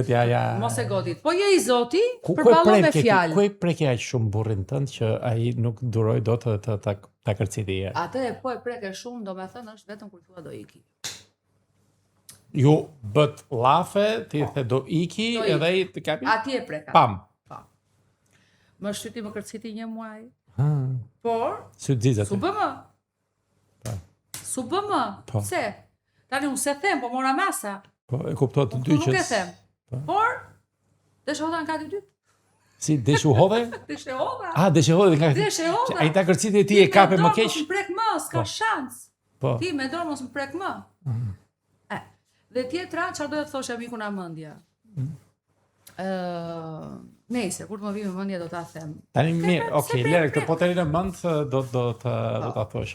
Po operacionet si percepton ti, si përjeton ti pamjen estetike? Sepse ti je femër e bukur, dhe vëbas që ke qenë një vajzë e bukur, je rritur, do thënë, sa ke trupin, pamjen, çdo gjë, do thënë si e percepton atë kalimin e viteve, shtatzënin, si e përjeton? Më doktor, kur isha 20 vjeç, 25, 30. Po jo vetëm, po të gjitha kemi qenë të bukura. Po me lindjet edhe me kalonat të 40-ën, fillon varet lëkura. Ne nuk i vëm veshin kur lind u bubu gjoksi mu varu, u bubu barku. Ndoshta tani, po moshën time të paktën unë personalisht jo. Unë i vura veshin qik më vonë, 35, 38, vajta 40, u varë fare, nuk e përjetoj mirë, të them të vërtetën, nuk e përjetonte. Po burrat gjithmonë thonë, je shumë mirë kështu dhe e kthejnë kokën nga tjetra që i ka bërë cicat. E kupton ti çfarë jeni ju, pastaj më thua më. Si afut kati, pse burri jot kështu e bënte, je shumë mirë dhe shikonte të tjerat? Po e shikom se çfarë. Po mirë bën. Çka ka të keq? I thash njëherë, për çfarë shikon atë dhe mua më thej që cicat e tua janë shumë mirë, unë ashtu. Se po e kape duke parë ndonjërin Po, e kapa. edhe? E tha mua iku syri vetë. Tha. Po syri ti ku syri? Tani, e kupton... Po mirë, syri për të parë është, ose bëj E kaq kanë të burrat, tragjike. jo grua çfarë do bësh ti tani, do bësh këtë, do bësh atë, ç'të duhet ty, je shumë mirë, nuk është e vërtet. Nuk është fare e vërtet që burrat e mendojnë kështu, sepse vdesin për femrën që e mbajnë veten. Një mashkull vdes për femrën që e mbaj. Nëse një mashkull nuk e lë gruan të bëj gjoksin, të bëj çdo lloj ndërhyrje, të mbaj veten, e bën vetëm për opinionin e familjes së tij. Çfarë do thot familja e tij për nusen që ka ky, e kupton? Po i hiqni këto, nuk bëjnë më këto, nuk pinë më ujë këto. E ke kapur ndonjëherë burrin që të ka tradhuar apo ja? Jo, s'ka shans. Që kam parë me sy sepse s'kerdi nuk quhet tradhti nëse nuk shikon gjë me sy. Po të ka ardhur një fjalë në vesh në gjë kështu, ke dyshime gjë s'ke patur ndonjëherë apo ja? Jo. Ai tek ka dashur një vajzë para meje, që ndërhyri pak kur u lidh burri me mua, ndërhyri pak, domethënë nuk e di, e ndjeu si ajo nuk e pranoi burrin tim. Deri diku e pranoi, pastaj bëri dorëheqje për martese për kështu. Kur ndërhyra unë pastaj, fillojnë çik gërdhën me mesazhe të tjera. Jo po e kam shoqe, jo po se kam shoqe, i vajta te puna unë pastaj si vlonjake. Ishe martuar ndërkohë apo vetëm ishit lidhur? Martuar. Po, dhe kjo ishte dashuri e parë, po. E ndërhyrin çik kjo martuar, domethënë të thash, bashkëtuam 4 vjet, brëm me vajzën. Atë periudhë hyri ajo, s'ishim martuar akoma. Sa kishe bërë vajzën, a? Po, u futa ata. Jo po çfarë thua ti të vemi te ai lokali atje, jo po do vemi te ky lokali këtje. Një herë, 2 herë, i thash unë do ta ndalosh apo si se tani dhe nuk e kam karakteri që do të them unë se çfarë do bësh me atë që të po të propozon. Edhe as ti duhet të më thuash mua se çfarë duhet bëju me këtë që po propozon. Duhet ta bëj vetun, nga vetja ime. Edhe çfarë bëri burri jot? Do t'i vajte te puna kse pastaj si ishte? Vajte te puna. Tash vajte çik këtu kur doli nga puna. Do ikë tha se s'kam kosa. Edhe ta kjo të hapte derën e makinës, pram derën e makinës, unë i thash, ja 2 gjëra, ja thash. Si nga Vlora. U trëmbë? Po si shkruaj ti maja. Italiane ishte? Po. Nuk shkruaj ti. I kompletua, pa, që më duhet më. Dhe pa martuar është sot. Pa martuar. Donte të të merte burrin kjo tani ty. Të merte burrin mikja. Tu ka qesh biçak. Ja marri burrin labes. Tani më tregoj çik këtë çështjen e hundës. Kur e ke operuar hundën për të parë? Hundën unë e operova sapo u futa në TikTok që më bullizuan direkt për hundën. Ti kishe hundur? E kisha të madhe si s'je parë. Po, edhe të bullizuan? E filluan këtë kuvet e me atë hundë, unë s'dija ta përdorja të vija një çik filtra në një efekta, asnjë gjë unë dili ashtu fare, lisho. S'dija gjë unë. Edhe hunda llogarit vet. Edhe filluan këto bullizimet, jo hunda ma fiksuan. E thashun hajde vetë ta s'kisha ndërmend të bëja ndërhyrje fare hundën. Edhe vajta e bëra, po fatkeqësisht më vajti keq. Në Itali operova, po. Po çfarë të ndodhi thonë? Se më ka thënë që ke operuar 4 herë. 4 herë. Atëherë, herën e parë ta bëri. Herën e parë ai ma bëri shumë mirë, nuk them, por ngeli një mute maja, nuk më pëlqente një diçka shumë e vogël, sa një majë thojt. Po. Dhe i them, doktori, këtu te maja, sikur më ikën çik më majta si tashu, mund të ma drejtosh pak. Po ishte vërtet një gjë shumë e vogël që mund ta lija dhe ashtu. Ai më fut sallë të operimit dhe kur dola për herë të dytë në sallë të operimit, hunda shikonte nga kina. Po. S'kishte lidhje fare me. Debatoj, bëj, kërkoj lekët mbrapsh, siç bën çdo person që vetë. Ai të mori, më duket më ke thënë që të ka marrë kërc nga veshi në operacionin e dytë. Të tretin. Të tretin. Po. Të mori kërc. Pa më thënë gjë më preu veshin. Po. Edhe i them debatoj, bëj, më garanton futu në sallë, asnjë gjë. Futem prapë, e njëjta histori për herë të tretë, më pret veshin, pa më thënë asgjë. Po. Pret veshin dhe doktor, u bë keq, e pash pastaj humbi formën. Ai hëngri komplet kërcin këtu, fut gishin këtej del këtej. U shtrëmrua fare maja, ta shikosh dhe shikosh katastrofë. Ke probleme dhe me frymarrjen apo jo? Na njëra anë kam probleme frymarrje. E kam hedhur në gjyq të shikojmë tani si do vej puna, por janë një procedura të gjata. Ndërkohë që hunda ime është kështu, e vuaj këtë pjesë sepse e vuaj shumë. Duke qenë se jam edhe në rrjetet sociale, po të bullizojnë akoma për këtë hund që ke tani? Në fillim ta bullizoj. Po më para kisha edhe problem bullizimin unë, edhe për racën që po. jam nga nëna e komunitetit egjiptian edhe nga babai jam labe, edhe për racën e kisha shumë problem Për bullizoni. atë të thon për gjurën e lëkurës të Po, bullizoj. më bullizoni, ndërkohë që unë jam një yll, domethënë, Yll je vërtet. unë dal vete në plazh, Po. jam e pjekur, e djegur, kurse po t'isha e bardhë, doja të përvlohesha atje. Kupton? Jam shqyr zotit kështu. Por e kanë dhe këtë që më bullizojnë. Çfarë ti bësh? Nëse ne do të përpiqemi me këtë mos e vritmen, po. Që njëri kur bullizon tregon veten e vet, nuk tregon tjetrin. E gishti kur ja bën gishtin kështu, niset nga këtu. Këtu ke krahun, këtu është gishti. Ke krahun, ke ngrën vet. Nuk e kam problem se mua më dhanë shumë mbështetje të madhe shqiptarët, një masë e madhe. Masë e vogël më bullizonte, një masë e madhe mua më futën në gjë, në kuptim me mesazhe, me komente, me zëmbra, me çdo koment negativ që mua më bëi dhe unë ja ktheja në një farë mënyre me të keq, se mërzitesha. E pashi kisha një mbështetje shumë të fuqishme, shumë të madhe dhe për këtë i falenderoj të gjithë. Ke patur frikë nga operacionet, futesh 4 herë, më thënë, apo nga anestezia? Duke qenë se operacioni vajti shumë mirë në anën e dhimbjes nuk kisha, në anën e pjesës ndonjë problem, ndonjë gjë s'kisha. Ishte vetëm thjesht estetike që s'ndoli mirë. Po kur fute për herë të parë, kishe një çik frikë? Kisha. Pastaj nuk më bëmë përshtypje, as sot më bëmë përshtypje. Ja, erdha te ju bëra gjoksin pa problem. Erdha bëra llapat e syve pa problem. Do bëj barkun vitin që vjen, se kam qejf ta bëj. Barkun ke të zhvarur ndonjë çik të kura? Po. Ta rimodeloj, ta vë kërthizën në vend. Dua të vdes e bukur doktor, nuk dua të vdes e shpifur. Prit ke kopër. Se atje do gjej të vdekur të tjerë, kërcej dhe atje unë të jetë një pogonishte të varret. Edhe hundët do përpiqen të ta bëjmë, po siç të thash është shumë e vështirë rasti yt. Dhe unë do të bëj një vizitë së bashku me kirurgët më të mirë që kemi përfundë. Ta shohim çfarë mund të bëjmë dhe nëse mund ta marrim përsipër.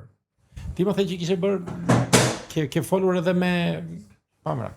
Më the që ke folur edhe me klinika në Turqi apo jo? Po, kam folur me 2 klinika në Turqi. Po. Të cilat siç më thanë për këthyset shqiptare, më thanë duhet jesh e sinqert sa operime ke bërë dhe kush janë problematikat e hundës tënde. Dhe ja tregova. Po. 4 operime thanë ata s'ka shans. Që ta sistemoj. Po. Edhe me çfarë pan bëm një video kështu në WhatsApp, domethënë që folë. Me çfarë pan ata, nuk un pastaj kam bërë dhe një si quhet që vetëm me kamerë brenda. Po, okay. E kam bërë në Itali në spital dhe ua dërgova atyre, nuk e prek me dorë, tha, s'ka shans. Po njëra klinik më the do të ishin. Njëra klinik pranoi që ta bënim si muhabet, domethënë. Do të thashë të marrim brinj. Po. Edhe do ta vendosim, do ta ngrëm, do ta mbushim pak. Po. Tani nuk e di. Unë kam më mirë të flas me shqiptarin tim këtu, të më thot kush janë dhe rreziqe, duke qenë se më njihni dhe u njoh, se sa të vete në një vend që të dalë me lot në sy. Rreziqet e tua janë në radhë të parë që ai kërc që neve do të marrim, nga që është bërë sallata, jo do të thënë ai kërc që do të marrim nga brinjat, do ta vendosim tek hunda, mos arri dot të ushqehet me gjak dhe të mbijetoj, sepse kërci në vetvete nuk ka një gjaku. Kërci do të vendoset në mes 2 fletash mukoze, që janë me gjaku, dhe këto do ta furnizojnë edhe kërcin me gjaku. Dhe në qoftë se nuk ka mjaftueshëm mukozë sepse ke dëmin të madh aty qarkullimi i gjakut është komprometuar, kjo si procedurë mund të jetë problem dhe të shkojë në nekrozë dhe ai cop kërci që do të vendosin pra. Me pak fjalë të përkeqësohet situata. Prandaj këtë gjë ne do të bëjmë edhe një skaner të fytyrës, të hundës, dhe do ta shohim së bashku me kolegët italian, do ta diskutojmë me 3-4 prej tyre dhe të shohim nëse mund do ta peshojmë. Qari me zararin, do ta peshojmë këtë gjë. Me gjoksin e ri si ndjesh? Mirë ndjesh? Shumë mirë. Sa ka kaluar nga operacioni? 2 vjet e gjysmë. 2 vjet. Ke bërë me proteza apo vetëm? Pa proteza. Pa proteza, vetëm ngritje gjoksi, po. Po, nuk doja domethënë një gjoks që rri havadan. Po. Është zgjedhja ajo personale. Unë zgjodha që me gjendërën time, që kisha shumë të madh, u plotësua një gjoks 4, se unë kisha diku te 7, 6. Po. Dhe bëra vetëm dhe unë them që unë këtu kam ardhur për gjoksin jo te një kirurg, te një arkitekt, ma ka nxjerr shumë bukur. Shumë bukur. Planet e tua për të ardhmen, edhe ta mbyllim? Ka Kam shumë plane, por është ajo që thonë, mos i thuaj para kohës se nuk i diet zilia, jo se njeriu do t'jetë zileqar, por lind ajo zilia dhe mund të vjen gjërat edhe ters. Po nuk ta çon ters njëri do të. Kam plane, kam disa gjëra për. Keni një projekt të veçantë që mund të më thuash? Nuk dua ta them këtë. Ma thuaj më tani, jo nuk do ta them si bën. Do ndahem, o doktor, Do dua të martoj me njëri tjetër. Birë nëna vet, prandaj po bën këtë operacion ti. Dua të bëhem. Dua të bëhem edhe. Tani. Okej, me këto planet e fundit të ndarjes së Matildës këtu, po e mbyllim edhe këtë puntat se vajte janë 1:30 dhe shpresoj që t'ju pëlqej edhe juve. Faleminderit edhe respekt. Faleminderit Xhan. Faleminderit edhe ty. Ishte kënaqësi. Faleminderit. Ciao. Ciao.